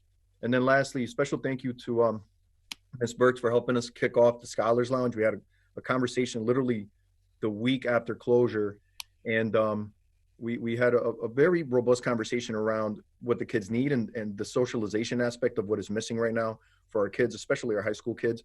And we were able to start the Scholars Lounge, which is a place where kids can socialize. It got off to a slow start, but it's picking up, and we're having that happen every single day. And we're trying to build it up and get the word out so that more kids join. So basically, I have a few staff members that are facilitating grade level groups where kids just get to come and talk. And it's staff facilitated, but student led. So we just want to provide a space for organic conversation. Of course, we're monitoring for appropriateness and for needs as well. So we have our counselors that are running that, and our district behavioral intervention staff. So they're able to identify basic needs, mental health needs, social emotional needs as they arise, and any crises that kids might reference. On the school side, I did reference some of the tier 1, tier 2, and tier 3 stuff. But what we want teachers to assess any basic needs, whether it's food, technology, connectivity. We want weekly check-ins for classrooms with teachers and their kids. Of course, the SEL lesson uploads, the screener that I referenced, and then we want to push and encourage the communication, constant communication, understanding that families are also feeling overwhelmed with a lot of communication. So we want to be strategic and intentional about how we do that so we don't overload our families. So a procedural safeguard for that would be a tracker that schools have that is able to identify who's been communicated, what needs are there, and then who is communicating. So a family isn't getting 20 calls in a week, which is something that could happen. On the tier 2 side, we do have counselors and other behavioral support staff that are offering some socialization groups like the Scholars Lounge on a school basis, and also a social skills group that could be happening at different schools depending on what that school's plans are. As far as tier 3, we do have service delivery being offered. Our child study team is still operating, so every school has some semblance of that. It could be named the student support team, student of concern team, kid talk, but we do have a way, a mechanism, a forum for staff to talk about kids that either we're not connecting with or we are connecting with and have identified an acute set of needs. And of course, that entails crisis triage. If a family reaches out and says, hey, you know, we're really struggling, we need some help. Our Bright program at 6 schools, and then lastly, connecting folks to wraparound services. I know there's a lot going on here, so you know, I think maybe with the questions we may be able to flesh out some anything that's on your mind. But you know, I just wanted to give you a comprehensive look at what we're doing at the district and school level. And then lastly, in terms of preparing for return, we had a conversation actually today. I attended a meeting with Val's team, and we're looking at starting to plan what that's going to look like on a cross collaboration platform. So what does it look like for academics, for SEL, for family and community engagement, et cetera, because we do have to start thinking about what that looks like. Val mentioned the first 8 weeks of school. I think we're going to be prepared. We want to start being prepared for what that is going to look like for our kids and staff. So ongoing groups for kids coming back that maybe experience grief and loss, isolation, trauma, vicarious trauma. We're seeing a massive decrease in calls to DCF and mobile crisis. That's not because these things aren't happening. It's because typically the folks that are reporting it are not seeing it, being that they're not in school. So we want to make sure that we're prepared for that, because we foresee, we think that it's going to be a high amount of kids that are going to need a lot more support. So we want to be ready for those groups to be up and running as soon as we get back into the buildings. And then in terms of a potential preparation for a cyclical virus, the ongoing PD that's going for staff right now has been great, right? Like we fast tracked into this virtual world. We are learning as we're building the plane as we fly it, but it's been a great way for us to really build our remote learning and distance learning approach. And same thing for SEL and mental health needs. So we really want to just be ready for that in case that is the case in the late fall. And then, of course, the development of teletherapy and telehealth, which impacts different folks in different ways. So it could be the counselors don't offer therapy, they offer support. So they may not need the guidelines that, for example, our TIP counselors are offering potential therapy to folks. So we just want to be ready for everything and be proactive now, so we're not scrambling come June. Okay, I know I shared stuff with you, but if you have any questions. Yeah, we're gonna, Mr. Sheehan.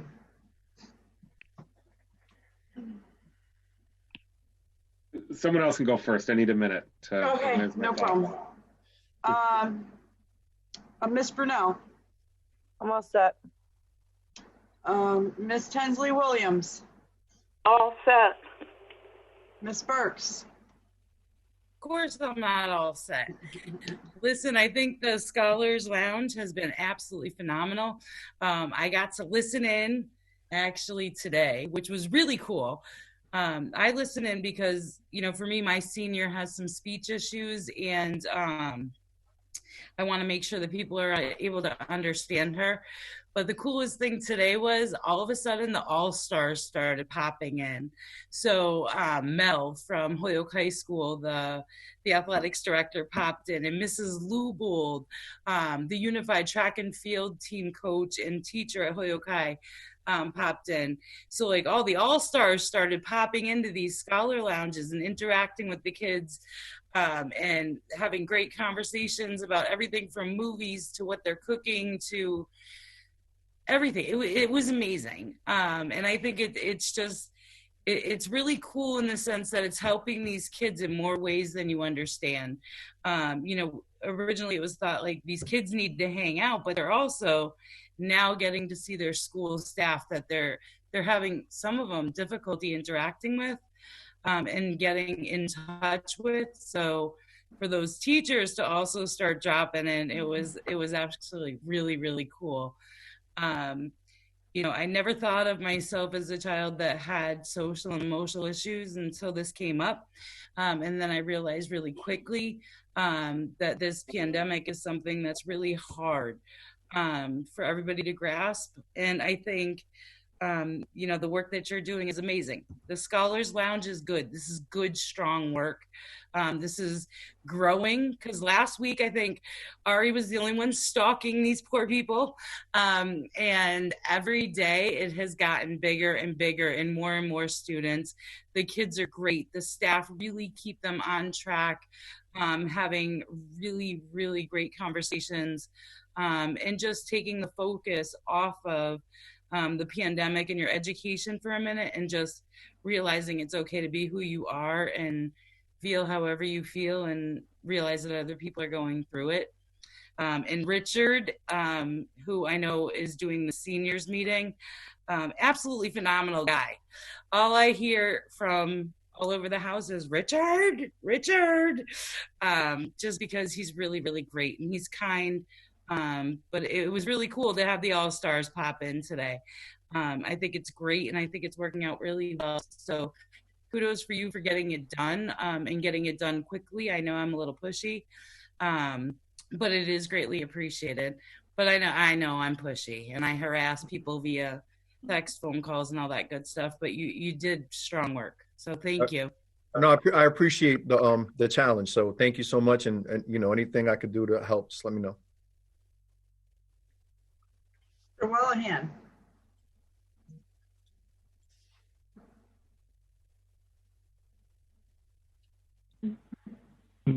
Thank you. I'm all set. Okay, thank you. Mr. Collmore. Keep up the good work. Thank you. Mr. Cushane.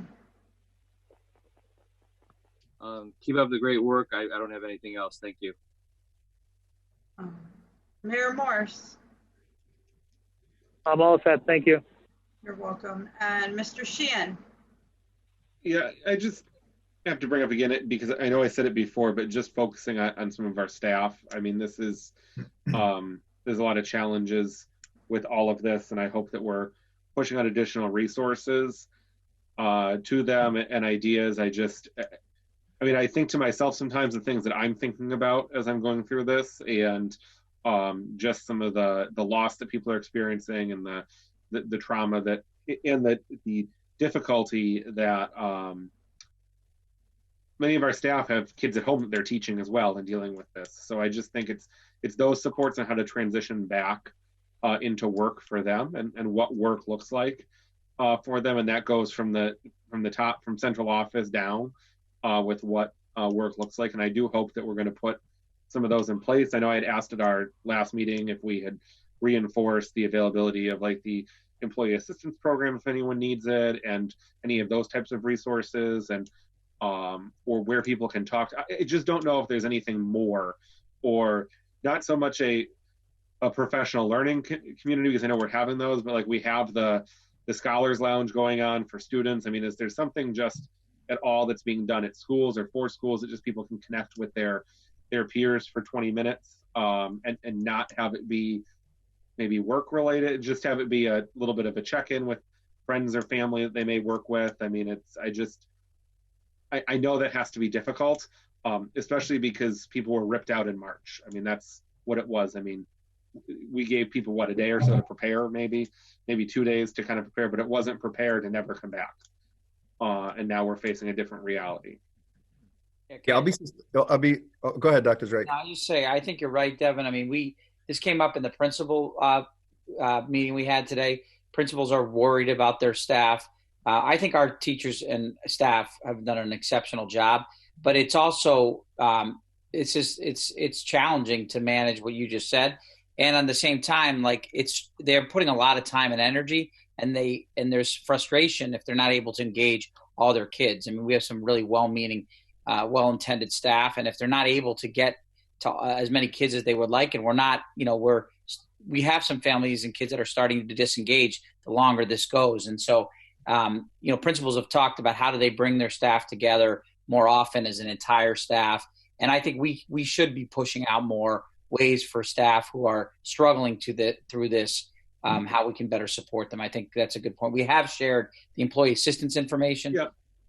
But I think the finality of last week saying school's out for the rest of the year, that had a major impact on everybody. Yeah, and I was just reading an article, I think in the, maybe it was in the Chronicle of Higher Ed or one of them, just the whole simple impact of like management not sending out emails after 6 o'clock at night.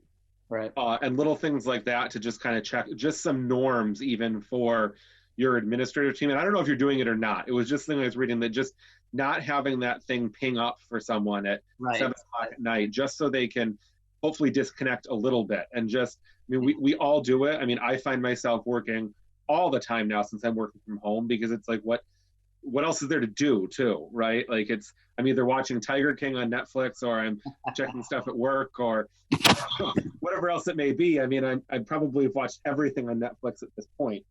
I should probably be reading more books, but I just think there's some way to kind of keep some of that away from staff too when we can, because I know it's hard. I think about what I think about and what goes through my mind. So if there's just some basic norms with things like that, just to kind of keep in place and lower some of I don't even know if there's expectations out there, but people have self-expectations. So Devin, our guidance, Dr. Zork's already mentioned this, but our guidance has included those self-care moments, and we gave a sample workflow to teachers that embedded self-care in the workflow. So just like the school day, we shouldn't be replicating a 7-hour, 15-minute school day for students. We have to change our expectations for staff too. Many of whom, like you mentioned, are dealing with other components of life, like trying to support their children potentially in their remote learning, caring for family members. So we've embedded some of that in our guidance, and we'll continue to do so. Lots of our schools have taken the lead with quiet hours and turning off exactly what you're saying around a particular time of day, on certain days of the week, like shutting down as far as no new messages, no new asks after a certain hour, so that you have that quiet time to recharge and replenish. Real quick, I just wanted to end with point well taken. And earlier today, as Dr. Zreik noted, principals were throwing out different ideas in terms of how they're engaging their staff, apart from what would be your normal kind of academic instructional approach. So doing a scavenger hunt around things that you need to find around the house just based on COVID, like a mask or a toilet paper roll, right? So you got teachers scrambling, which is a great way for them to detach. We're doing an optional meeting with our counselors on a weekly basis on Friday afternoons to kind of end the week on just a positive note where they can share best practices. But it does become a more social kind of gathering at the very end, so folks can just kind of vent and have a support system. So we are utilizing each other and our staff members to kind of help us deal with this. I think earlier, Anna, she almost brought me to tears with what she's dealing with. And so, we're definitely empathic in terms of what staff are dealing with as well. So we're definitely pushing that aspect of the work. But thank you for that point. Okay. Thank you so much, especially I do feel that the number of children that are going to be experiencing changes in their social emotional well-being, by the time school starts again, it's probably going to be triple than what it is right now. It's very tough for many. This is a total life change, right? Every morning I wake up, I look out my balcony, I'm like, is it really true what's happening right now? Right? Like, my trip is Stop and Shop is like Disneyland right now. Like, that's the only place, right? I'm like looking forward to actually doing something. So let's go to Stop and Shop, right? It's not like before how our life was, you wake up and if you want to go somewhere, you can, now you can't. And so this is also affecting our children because they're not interacting with their peers. They're not interacting with their neighbors. They can't play outside basketball. So even that whole being able to burn out that energy is not happening. One of my biggest concerns now is if we hit that crisis stage, right, with a child, on June 30th, there's not going to be any more prov. There's not going to be a providence for our children. It's now, where are they going to go? And so if they're going across the state, that's even more trauma, more problems for families and for the child himself. So I also want to make everybody aware that May 9th is Children's Mental Health Day. So please wear green and support mental health awareness in our children and the importance of mental health. So that's all I have to say. I don't know if you have a comment on, but. Yeah, I don't want to sound too extreme, but something that I've said, and I think it's being picked up here and there, is we're preparing to almost come back from war in terms of what supports people will need around grief, loss, and trauma. And even though it sounds strong, I mean, that's where we are. And that's how we need to think about our kids coming back, is you're going to be potentially detached from your friends, family, potentially have lost loved ones over the past 5 months. God forbid it go on longer. And so that's definitely the approach that we're taking. I have a comment. Oh, okay. Go ahead, Miss Tensley Williams. All I have to say is these are very trying times. It's very tough. My heart goes out to all of the people that have lost someone, and my heart goes out to the children. It's going to be very rough when school resumes, but I thank God for the staff that we have in Holyoke. It's too soon to say it, but Dr. Z, I miss you already. I just keep up the good work, and I don't want to try to sound religious, but I am a prayer warrior.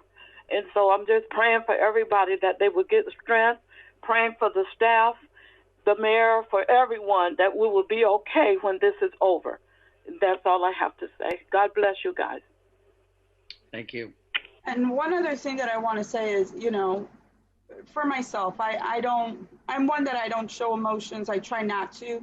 I always say that if I show emotion, that's a sign of weakness for me. So I kind of internalize my feelings, and many do that. And especially in healthcare, sometimes that's what you have to do because you see death every day. It's been hard for me these past, maybe 3 weeks. It's like everything just turned upside down. I'll be at work sitting down, and then my administrator in the other room is sending us all a group text, and this one passed, and that one passed.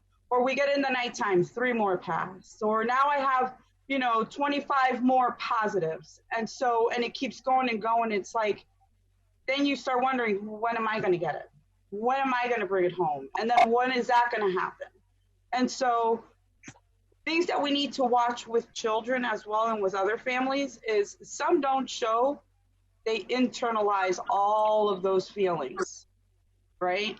But the day will come when it will all blow, right? And so we need to be very mindful and watch those little small changes. And so that's where I've always asked, what are we doing for staff, all staff, not just teachers, but paraprofessionals, everybody? How are they aware of what they are looking for? What is that change? Is it that the child always comes dressed up and is always perky, and then today their hair looks a little bit disheveled? That may be a start of it. What are we doing for them? Because when you guys go back, be it in the summer, I honestly don't believe that's going to happen, but that's my opinion. But if we do go back in the fall, or if it becomes a half virtual, half going to school, that's a mess in itself. How are we preparing staff to watch for those changes? Because they're going to come.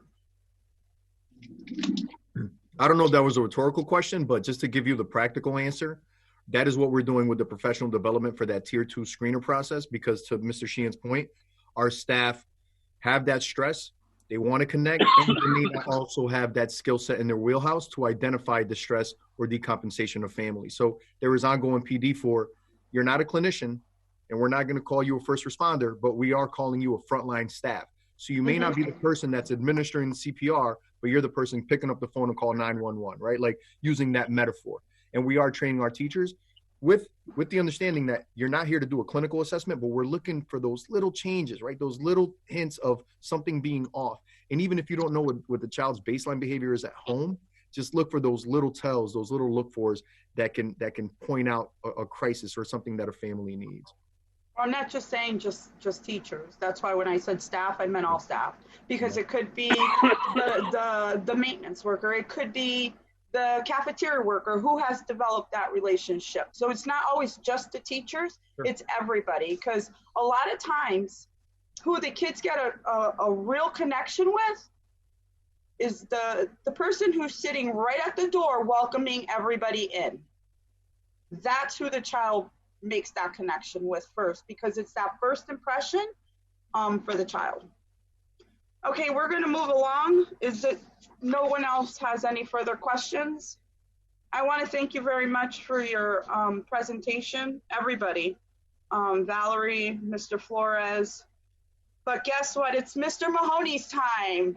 All about the updates on Holyoke High School and Dean Campus and North Campus. All right, so let me get my screen up here.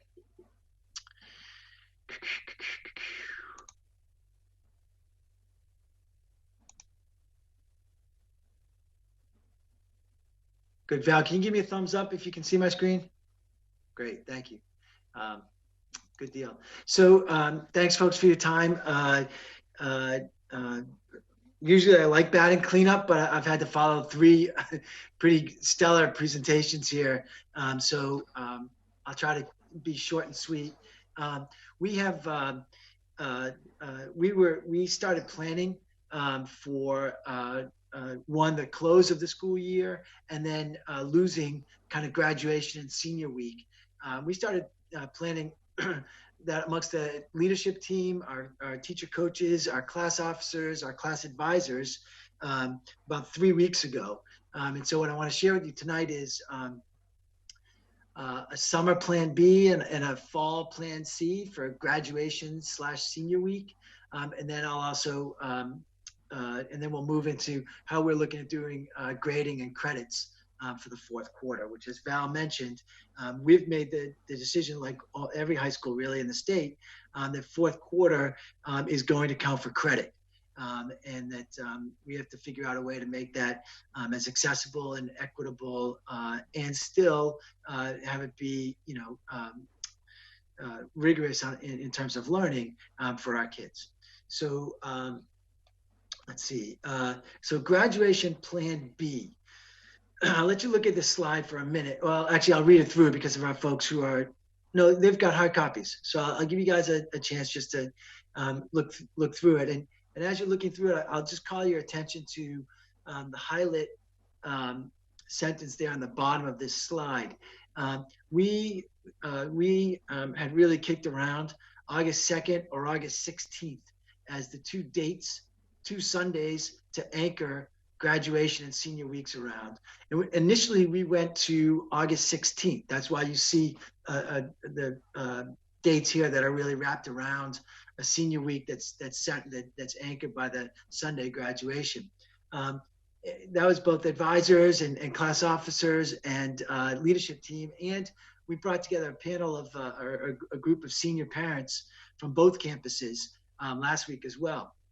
With the 16th, the idea was it's before the start of college years, and it gives us kind of a maximum bump between now and graduation for the easing of social distancing, if that is to happen. But we heard from seniors on Friday that there were a number of students who were joining the military, or who were, for whatever reason, leaving at the start of August. And for that reason, August 2nd, they wanted us to reconsider August 2nd as part of this Plan B. The key piece to keep in mind here is that what we're trying to do is to maintain a couple of principles. One is to continue to honor the traditions that surround Senior Week for Holyoke High School graduates. And so you can see that just as any other typical senior year, we are looking to bundle prom and class days and senior banquets and the senior versus staff basketball game and graduation in a sweep of 5 days. And we would do the same if we go to August 2nd. We would do the same. And the Wyckoff Country Club, where our prom was supposed to be scheduled, or which was supposed to be hosting, is definitely able to work with us on the 14th for prom. And our last conversation with them, they were either going to be able to work with us for the Friday before that August 2nd, or the Monday or Tuesday after. So I think we need to go back to seniors, do a little more research in terms of how many of our kids are joining the military and will in August 2nd allow us to include them in that ceremony. And then we're looking to make a decision. We're going to have another meeting with seniors on Wednesday afternoon, and then with senior parents again on Wednesday night, after which I hope that we're able to make a decision with Dr. Zreich's feedback on that. Ms. Lefebvre, do you want me to stop here and take questions on graduation and such, and then move to credit, or do you want me to keep going? So hold on.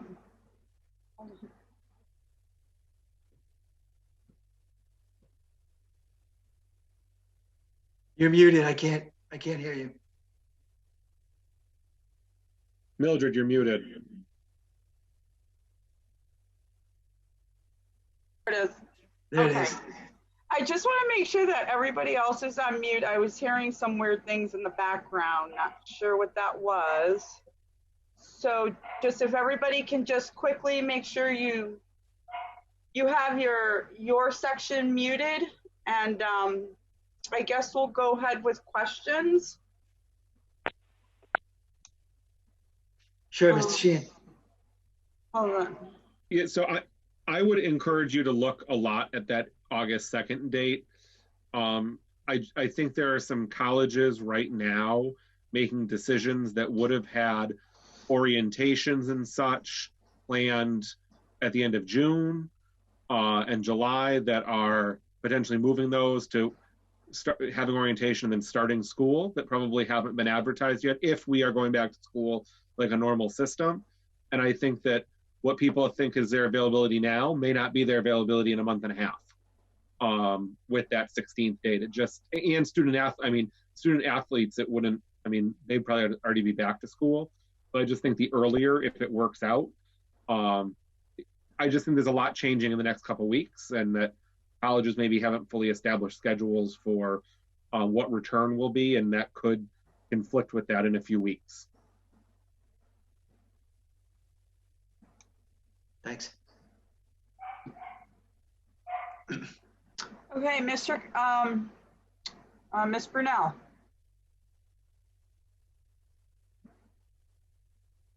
I'm just grateful that we're able to come up with a plan, hopefully, that will be able to honor as many of the seniors as possible.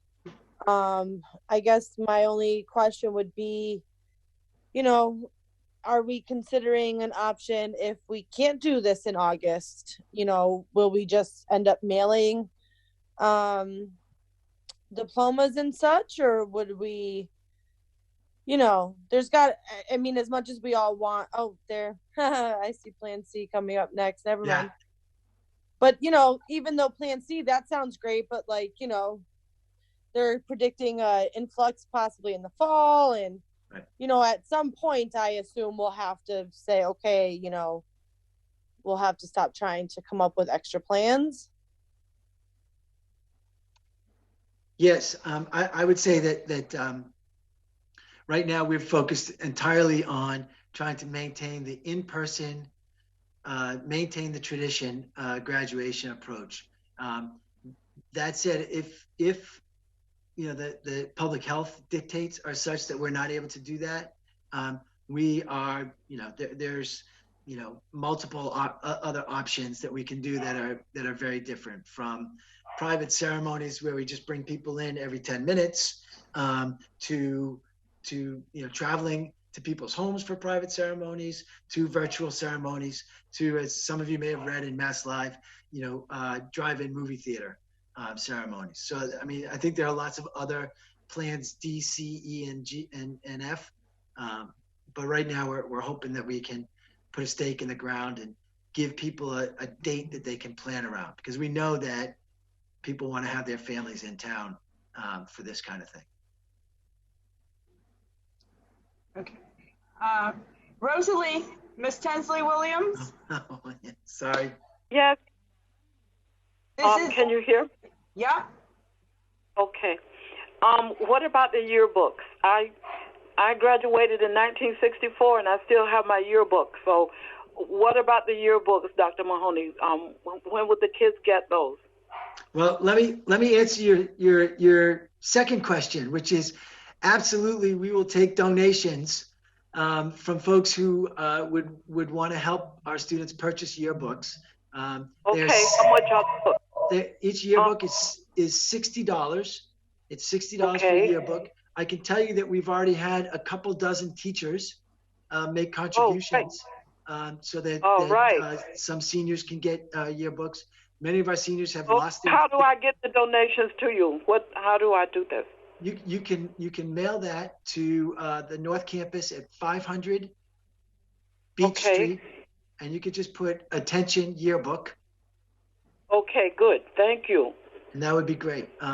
But we do have the yearbooks are being ordered. Our editor-in-chief, Morgan Reardon, a senior, has been phenomenal.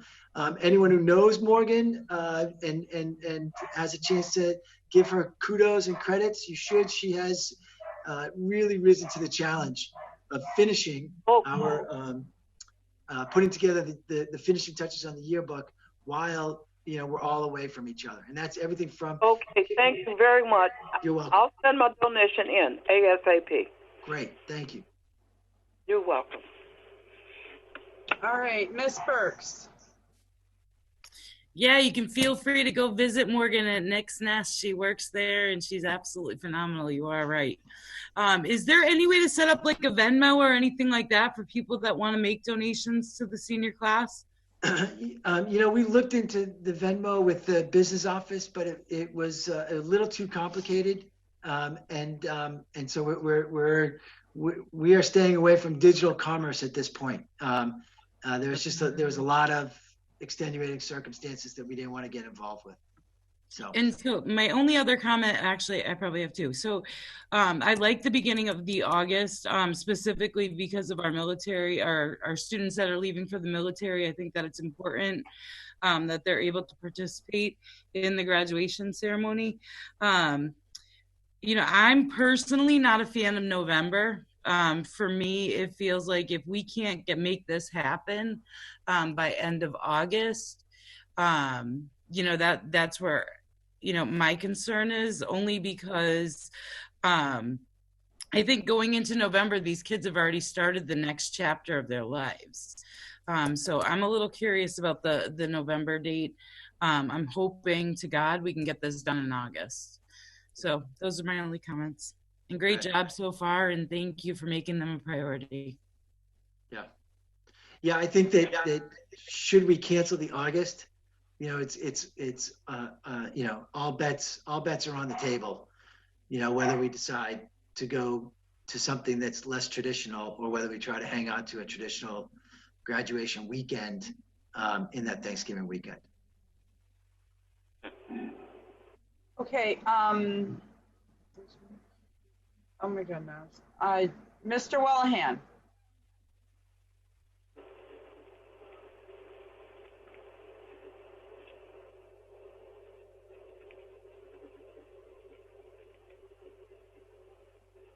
Okay. Oh, Mr. Wellahan. Thank you. I kind of agree with Mrs. Burke set the November date for the graduation. It's you're kind of past that phase already for graduation. By that date, you're probably either in college or you're in the service somewhere, or you've moved. So you're kind of past the timeline. So I would like to stick with the August dates for the graduations. Okay, Mr. Collmore. I'm all set. Thank you. Okay, Mr. Collmore. And Mr. Kershane. Yeah, I agree. I mean, I think we're just gonna have to follow what other schools are doing. You know, we don't have a lot of. I don't think we have a lot of choice in what dates. You know, the disease happens to abate to the point where we can proceed with these things. But you know, I just hope that we are all, you know, as supportive as possible, so that our seniors get as much as they can, you know, out of their school district. So, you know, let us know, and we will just support what we're able to do. Thanks. Thank you. Mayor Morris?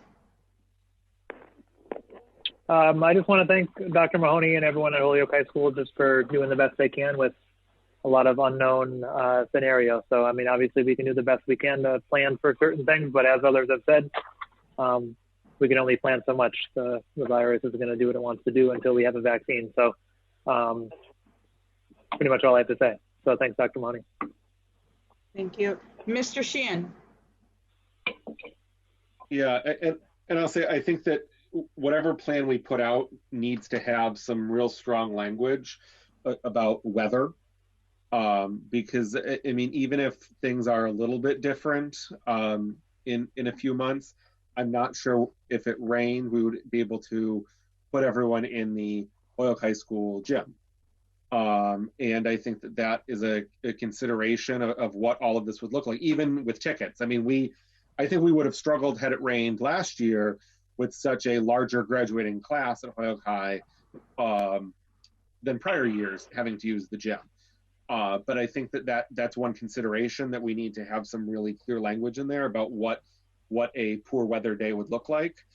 I'm also looking at things. I know that a lot of this was developed by parents and students and some of the ideas here, but I'm wondering if we can start pushing out via social media, our public access, some of the other honors and accolades. I know that we're holding some of it for, you list out Honors Day, Class Day that are here, but I also think that some of this is 'tis the season for graduations, and it would be great if we could start just with those scholarship amounts that students get. I mean, I think it's great to be recognized twice, but I just think that posting things, I've seen other school districts on their social media taking the picture of their student and then putting next to it the college that they've been accepted to, or they're going to, or the military branch, or the place that they're going to work after school.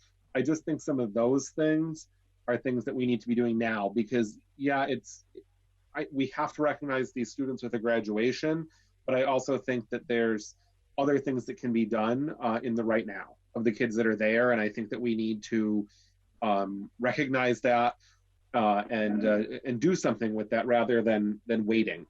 And it's little things that we can do. I think just putting out graduation acceptance lists and making that special and making that different. And I know that Mrs. Burks and I were talking about some different things when we were distributing signs on Saturday, but I just think there's a little more that we can think about and think outside the box. And I mean, if we are fully committed as a district, which I am, and I think everyone is, to providing a graduation ceremony, I mean, we may need to look at, like I said, what we do if there's inclement weather and how that looks. Is it multiple days of graduation over a weekend, or multiple sessions that are smaller? I don't know. I don't have the answer to that.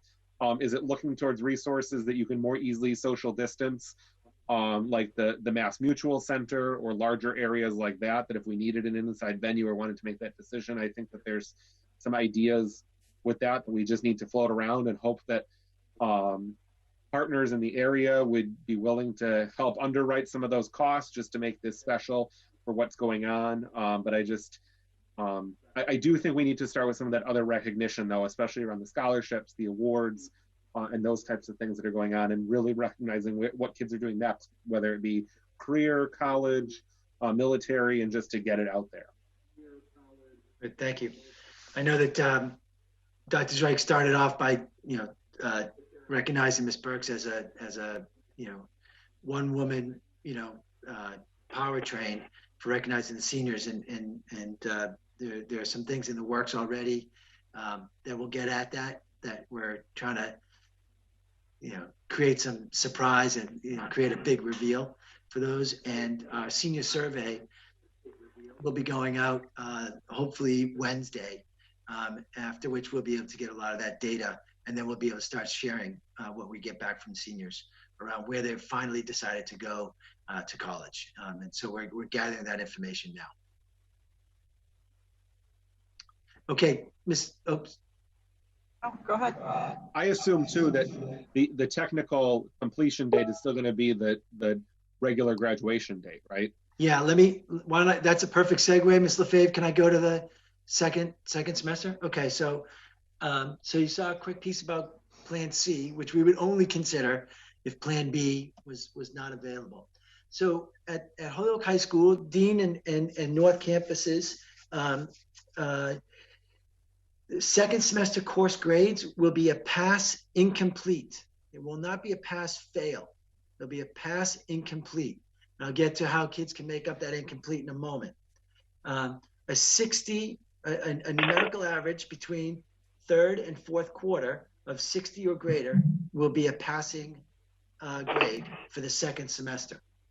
So fourth quarter work will be graded on a 0 to 100 scale, as is typical for almost all of our teachers. A couple of teachers are doing things, they're piloting standards-based grading this year. They'll continue to do that, but for 95% of our teachers, courses will be graded on a 0 to 100 scale. We will average the third quarter and fourth quarter grades, and that will be a student's second semester grade. So I've given you a couple of examples. If you can see where a student has a strong second semester, 75, or medium 75, and then if they have a failing third quarter grade, they can pull it up if they depending on how low a failing grade it is. Second semester grades will not be used in calculating GPA and thus class rank for all 4 grades. So that's this year's seniors, but as well as this year's freshmen, sophomores, and juniors. To Mr. Sheehan's question, the senior fourth quarter will last 4 weeks. It will be over May 29th, which is typically when senior grades would be done. And grades 9 through 11 will run from May 4th to June 19th, the last day of school. We will not have final exams. Teachers, I'll talk a bit to the point that some of you asked for already. We'll be developing a daily schedule. It will be a recommended schedule for students. It'll be recommended, but it will also be used to coordinate teaching sessions and office hours, so that we don't have students having to go to one class or another, having to choose between a math class and an English class because the teachers are posting things or running live sessions simultaneously at the same time. We have a draft of that already and are looking to make that available to folks by the end of the day Wednesday. The work that students are going to be getting will be drawn from key standards and competencies, and they'll essentially be 4 or 6 week units. 4-week units for seniors, 6-week units for students who are in grades 9 through 11. And that could be, I'll give you an example. For U.S. History 2, all the U.S. History 2 teachers are working together. They are taking Billy Joel's song, "You Didn't Start the Fire," which has 19 verses that walks you through modern American history from essentially the 1930s up through the late 1980s. Students will have to take one of several events out of each verse and do kind of a deep dive on what is it, why was it important, how does it fit into to the tapestry of modern American history. And they'll be working on that through the 6 weeks with a final slideshow due in the 6th week. So it is, as Val mentioned, kind of an opportunity to do some different kinds of assessment of students. In order to make sure that things are manageable for families and for students, grade level courses and shared courses. So grade 9 English or the junior world history courses will be using the same performance tasks. There are a couple of exceptions. Seniors who have a 70 or better third quarter average, instead of doing a 4-week unit, they will do a course reflection. And advanced placement students who sit for the AP exam, which they will start doing the 2nd week of May, they will need only complete a course survey. They've been doing essentially work for which they are accountable this whole time that we have been closed down. So unlike others that are doing it for enrichment, AP students have had to work in getting ready for these AP exams, which do go on their which colleges and their transcripts reflect. And then finally, students who receive an incomplete during this school closure can earn credit via summer school or through completing missing work during the 1st quarter of 2021. We know, as Val mentioned, that 1st quarter is going to look very different. It's going to look different in terms of social and emotional learning supports. It's also going to look different in that we're going to have to make some time during the school day for students to be able to get at work that they were assigned over this school closure. That includes our sophomores who, as juniors next year, we're anticipating that there will be an opportunity for them to sit for the MCAS exams in the fall. And so what are we doing in the fall to get those kids ready? Our junior classes are typically not, they don't intentionally and explicitly incorporate either the material or the skills mostly material that the kids are being tested on the MCAS exams.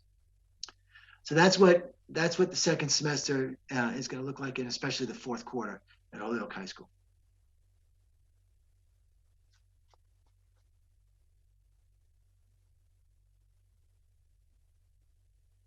I'll go down the line again real quickly for any questions. Mr. Shan?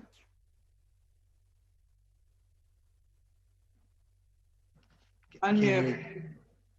Have we heard officially anything or any word out of DESE about that whole rising sophomores sitting for the exam, and also what the plan is for any of the students that would have had the opportunity to take the ELA MCAS that was canceled to meet graduation requirements? Dr. Drake? Yeah, Dr. Drake. Yeah, I can take that. So for the sophomores, the grade 10 students, on the last call with the commissioner, the conversation was they had not decided when they would have to sit for that MCAS.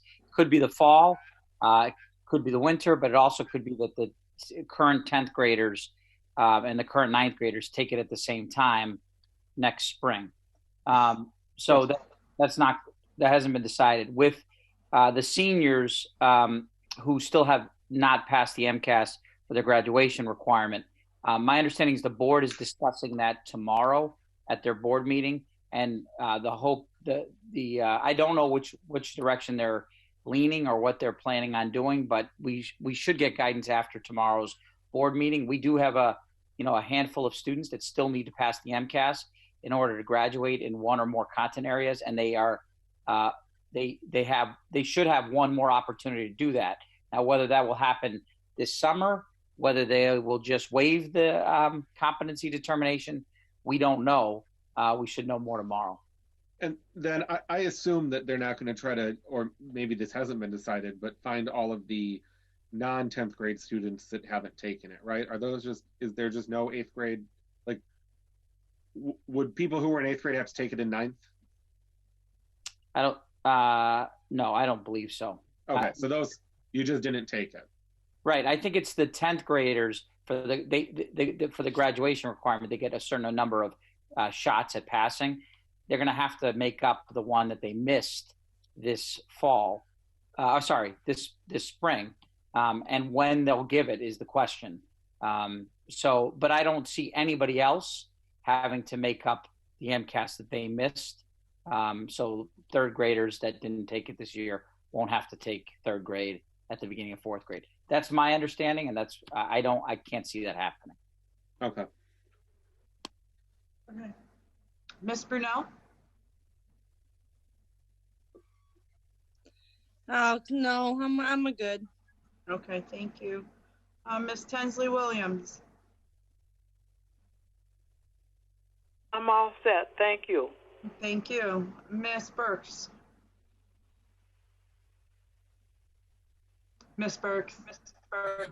Yeah, so going back to what Devin was saying earlier about accolades and making sure that we're getting that information out there.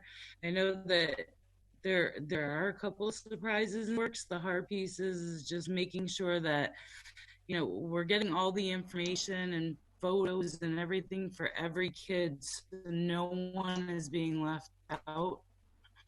That's what's causing maybe a little bit of a holdup, but all those things are being worked on.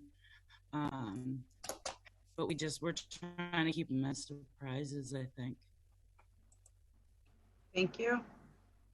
Mr. Wellham?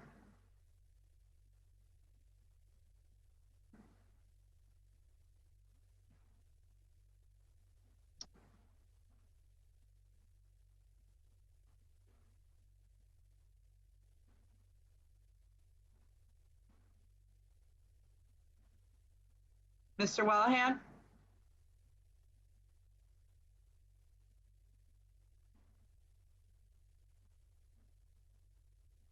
I know he was connecting to audio before.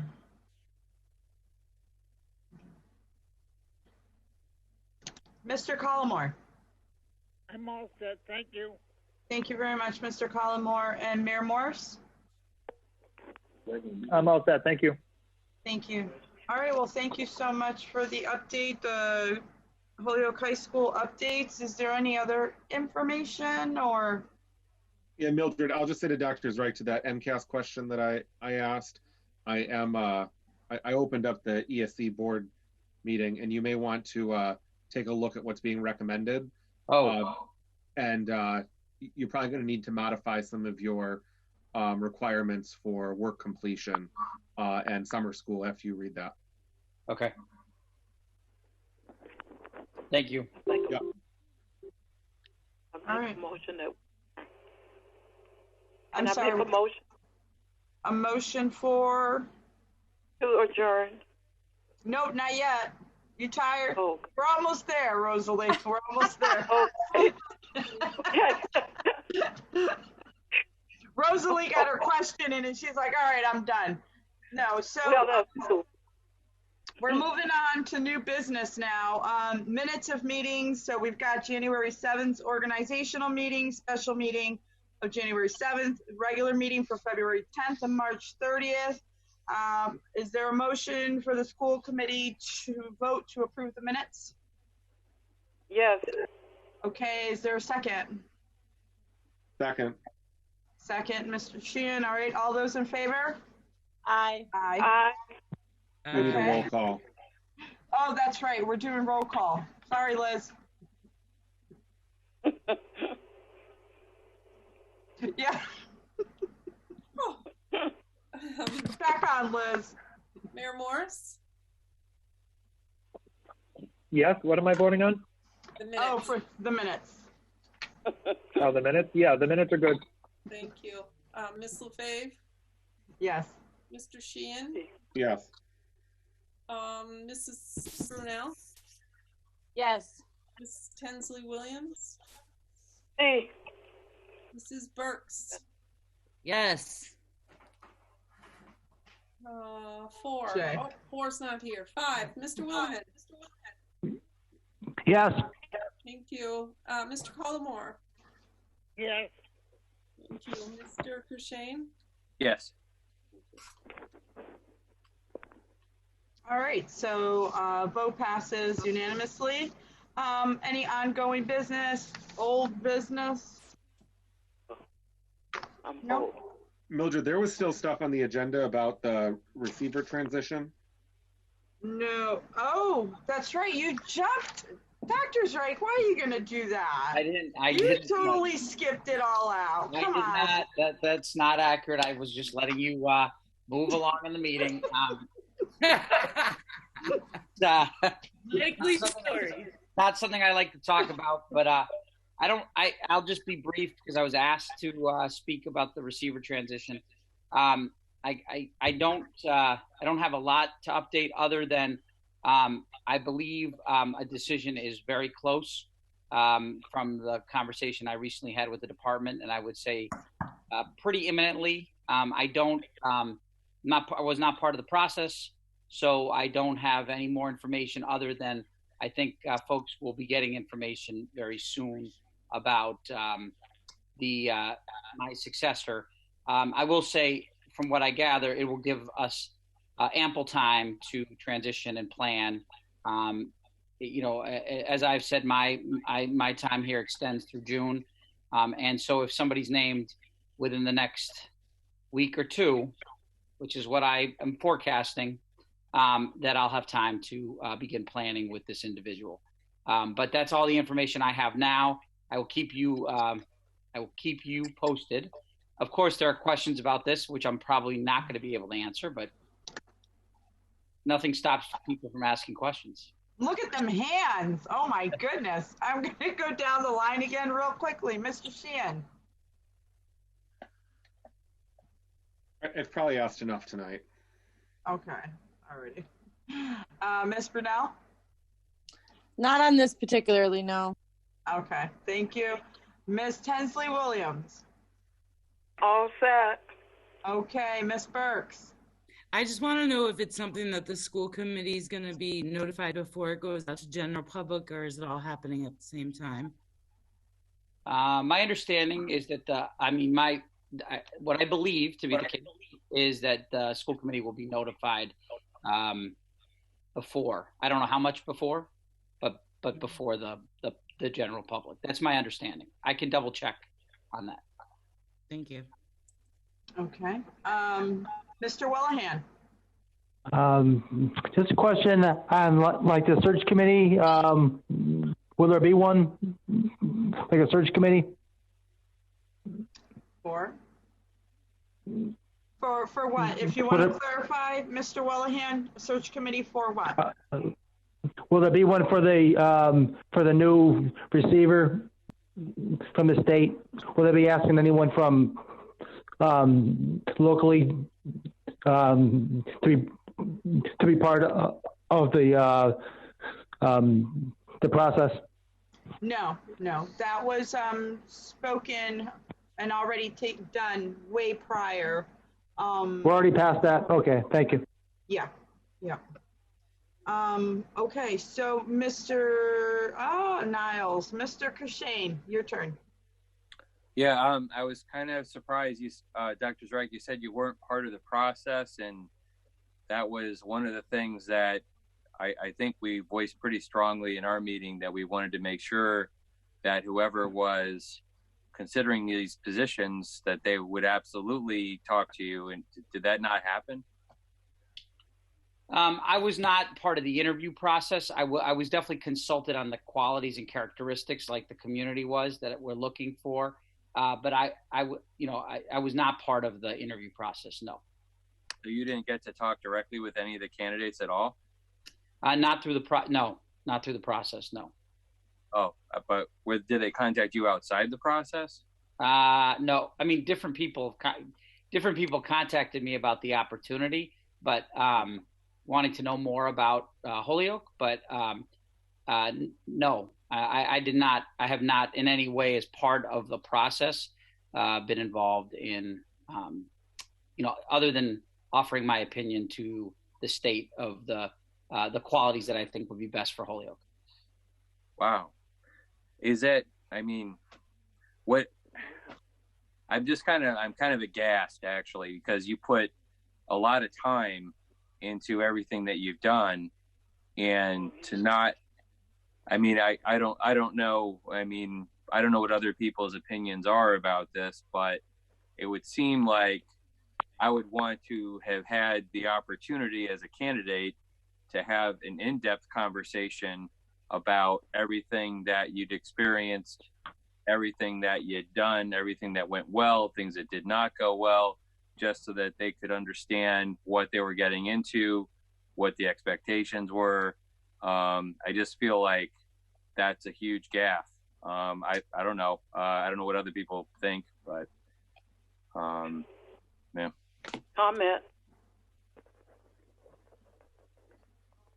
Were you going to comment on that, Dr. Zurich?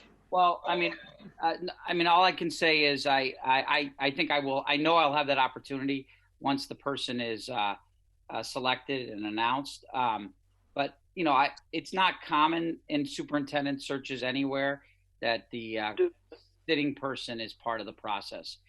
So that's not unusual. I will tell you that I was asked many times what my impressions were. I know my staff was. I know principals were. But none of us were part of the process. You know, just being candid to your question. Yeah. Okay. I have a comment. Ms. Tinsley Williams. I just want to jump in real quick and say I don't blame Dr. Z, because sometimes you cannot warn people.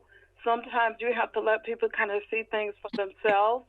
Because if he had picked the person, and if something wrong, and I pray it won't, then he might be blamed, because people will say he picked the person.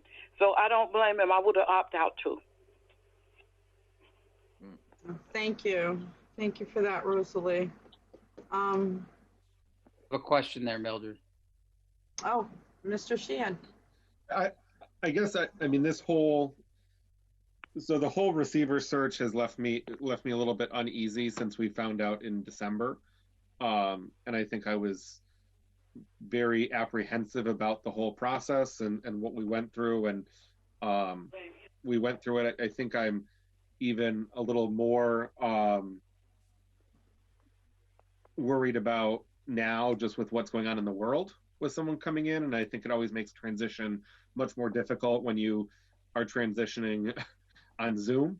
And I mean that even for people starting new superintendencies, it's a difficult situation to be in. But I just hope that, and I would hope Mildred as vice chair, if we don't, I'm hoping we hear soon, but if we don't hear information, I would hope by our May meeting that we're definitely inviting in someone from ESE to speak to us on Zoom for an update on the process, or something. I mean, we have been pretty much in the dark, aside from the meetings that we had with Russell Johnston and the commissioner and the commissioner's chief of staff at the, I don't even remember what month that is. I don't even know if I know what day today is with everything, but it was over a month ago. I mean, it was right when we started February. All of these discussions. Was it February? February or March? Towards the end of February. Yeah. So I think that we've received little communication since then of what's going on. But I would just hope that if we don't hear something by, I think, is it May 18th is our next meeting? Yes. I would hope that, and I think by that time we need someone to update us.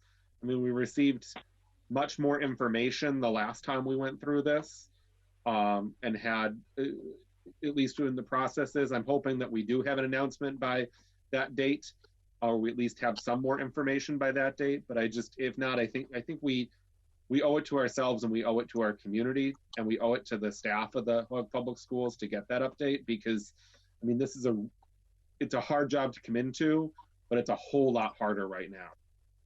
So I'm just going to clarify. In February, I met with Russell Johnson, and then we met, I want to say probably a week and a half before the St. Patty's Day parade, where we also told the commissioner if he'd like to join in.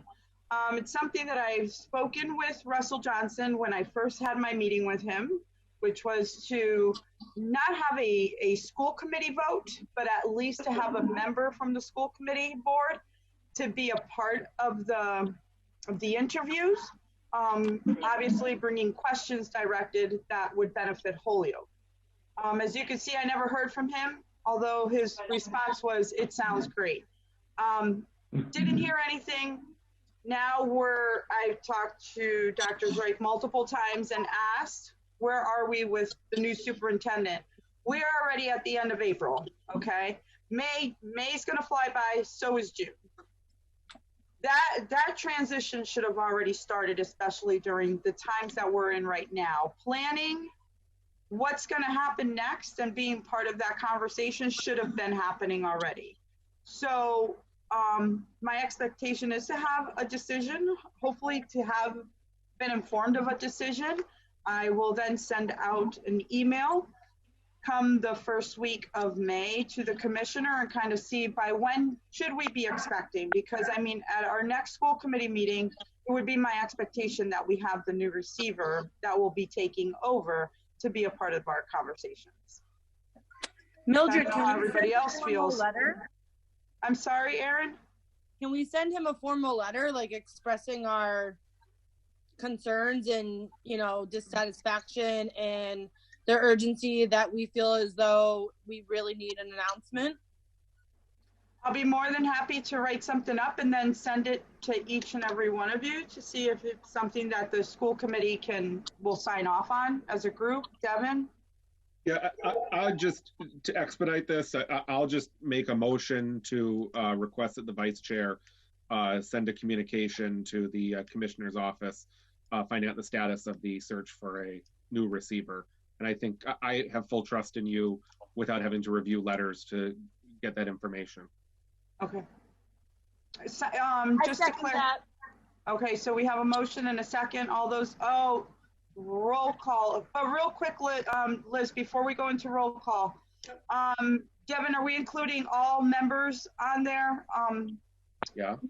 Well, no, it can just be from you. I mean, it can say the school committee requested that I send you this communication. Okay.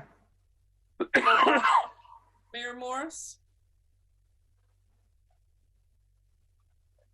Can you remind me what the motion is for?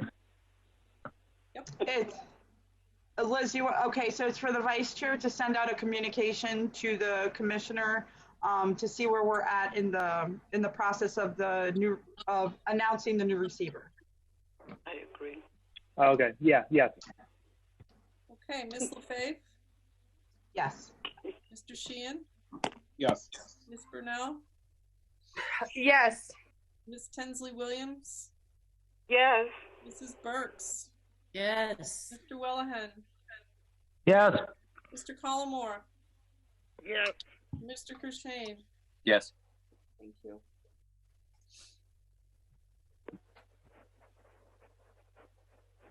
Okay, great. So the vote passes unanimously. So I will get on to that tomorrow and get that sent out and hopefully have some sort of information for all of you guys, hopefully before our next school committee meeting, so that we can be more prepared for the day of our school committee meeting.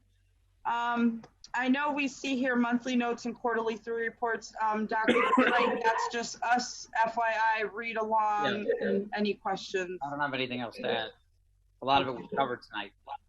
Okay, awesome. So anything else, any old business announcements anybody had?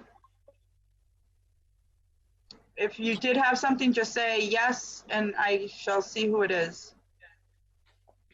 No? Okay, awesome. Is there a motion to adjourn? I know Rosalie was looking for that motion. So moved. And a second. All right, so we have a motion by Erin, seconded by Ms. Tinsley Williams. Second. All those in favor, roll call. All those in favor, Aye. Aye. Aye. Aye. Aye. I think it's unanimous. Thank you. The meeting adjourned at 8:26 p.m. Everybody stay safe.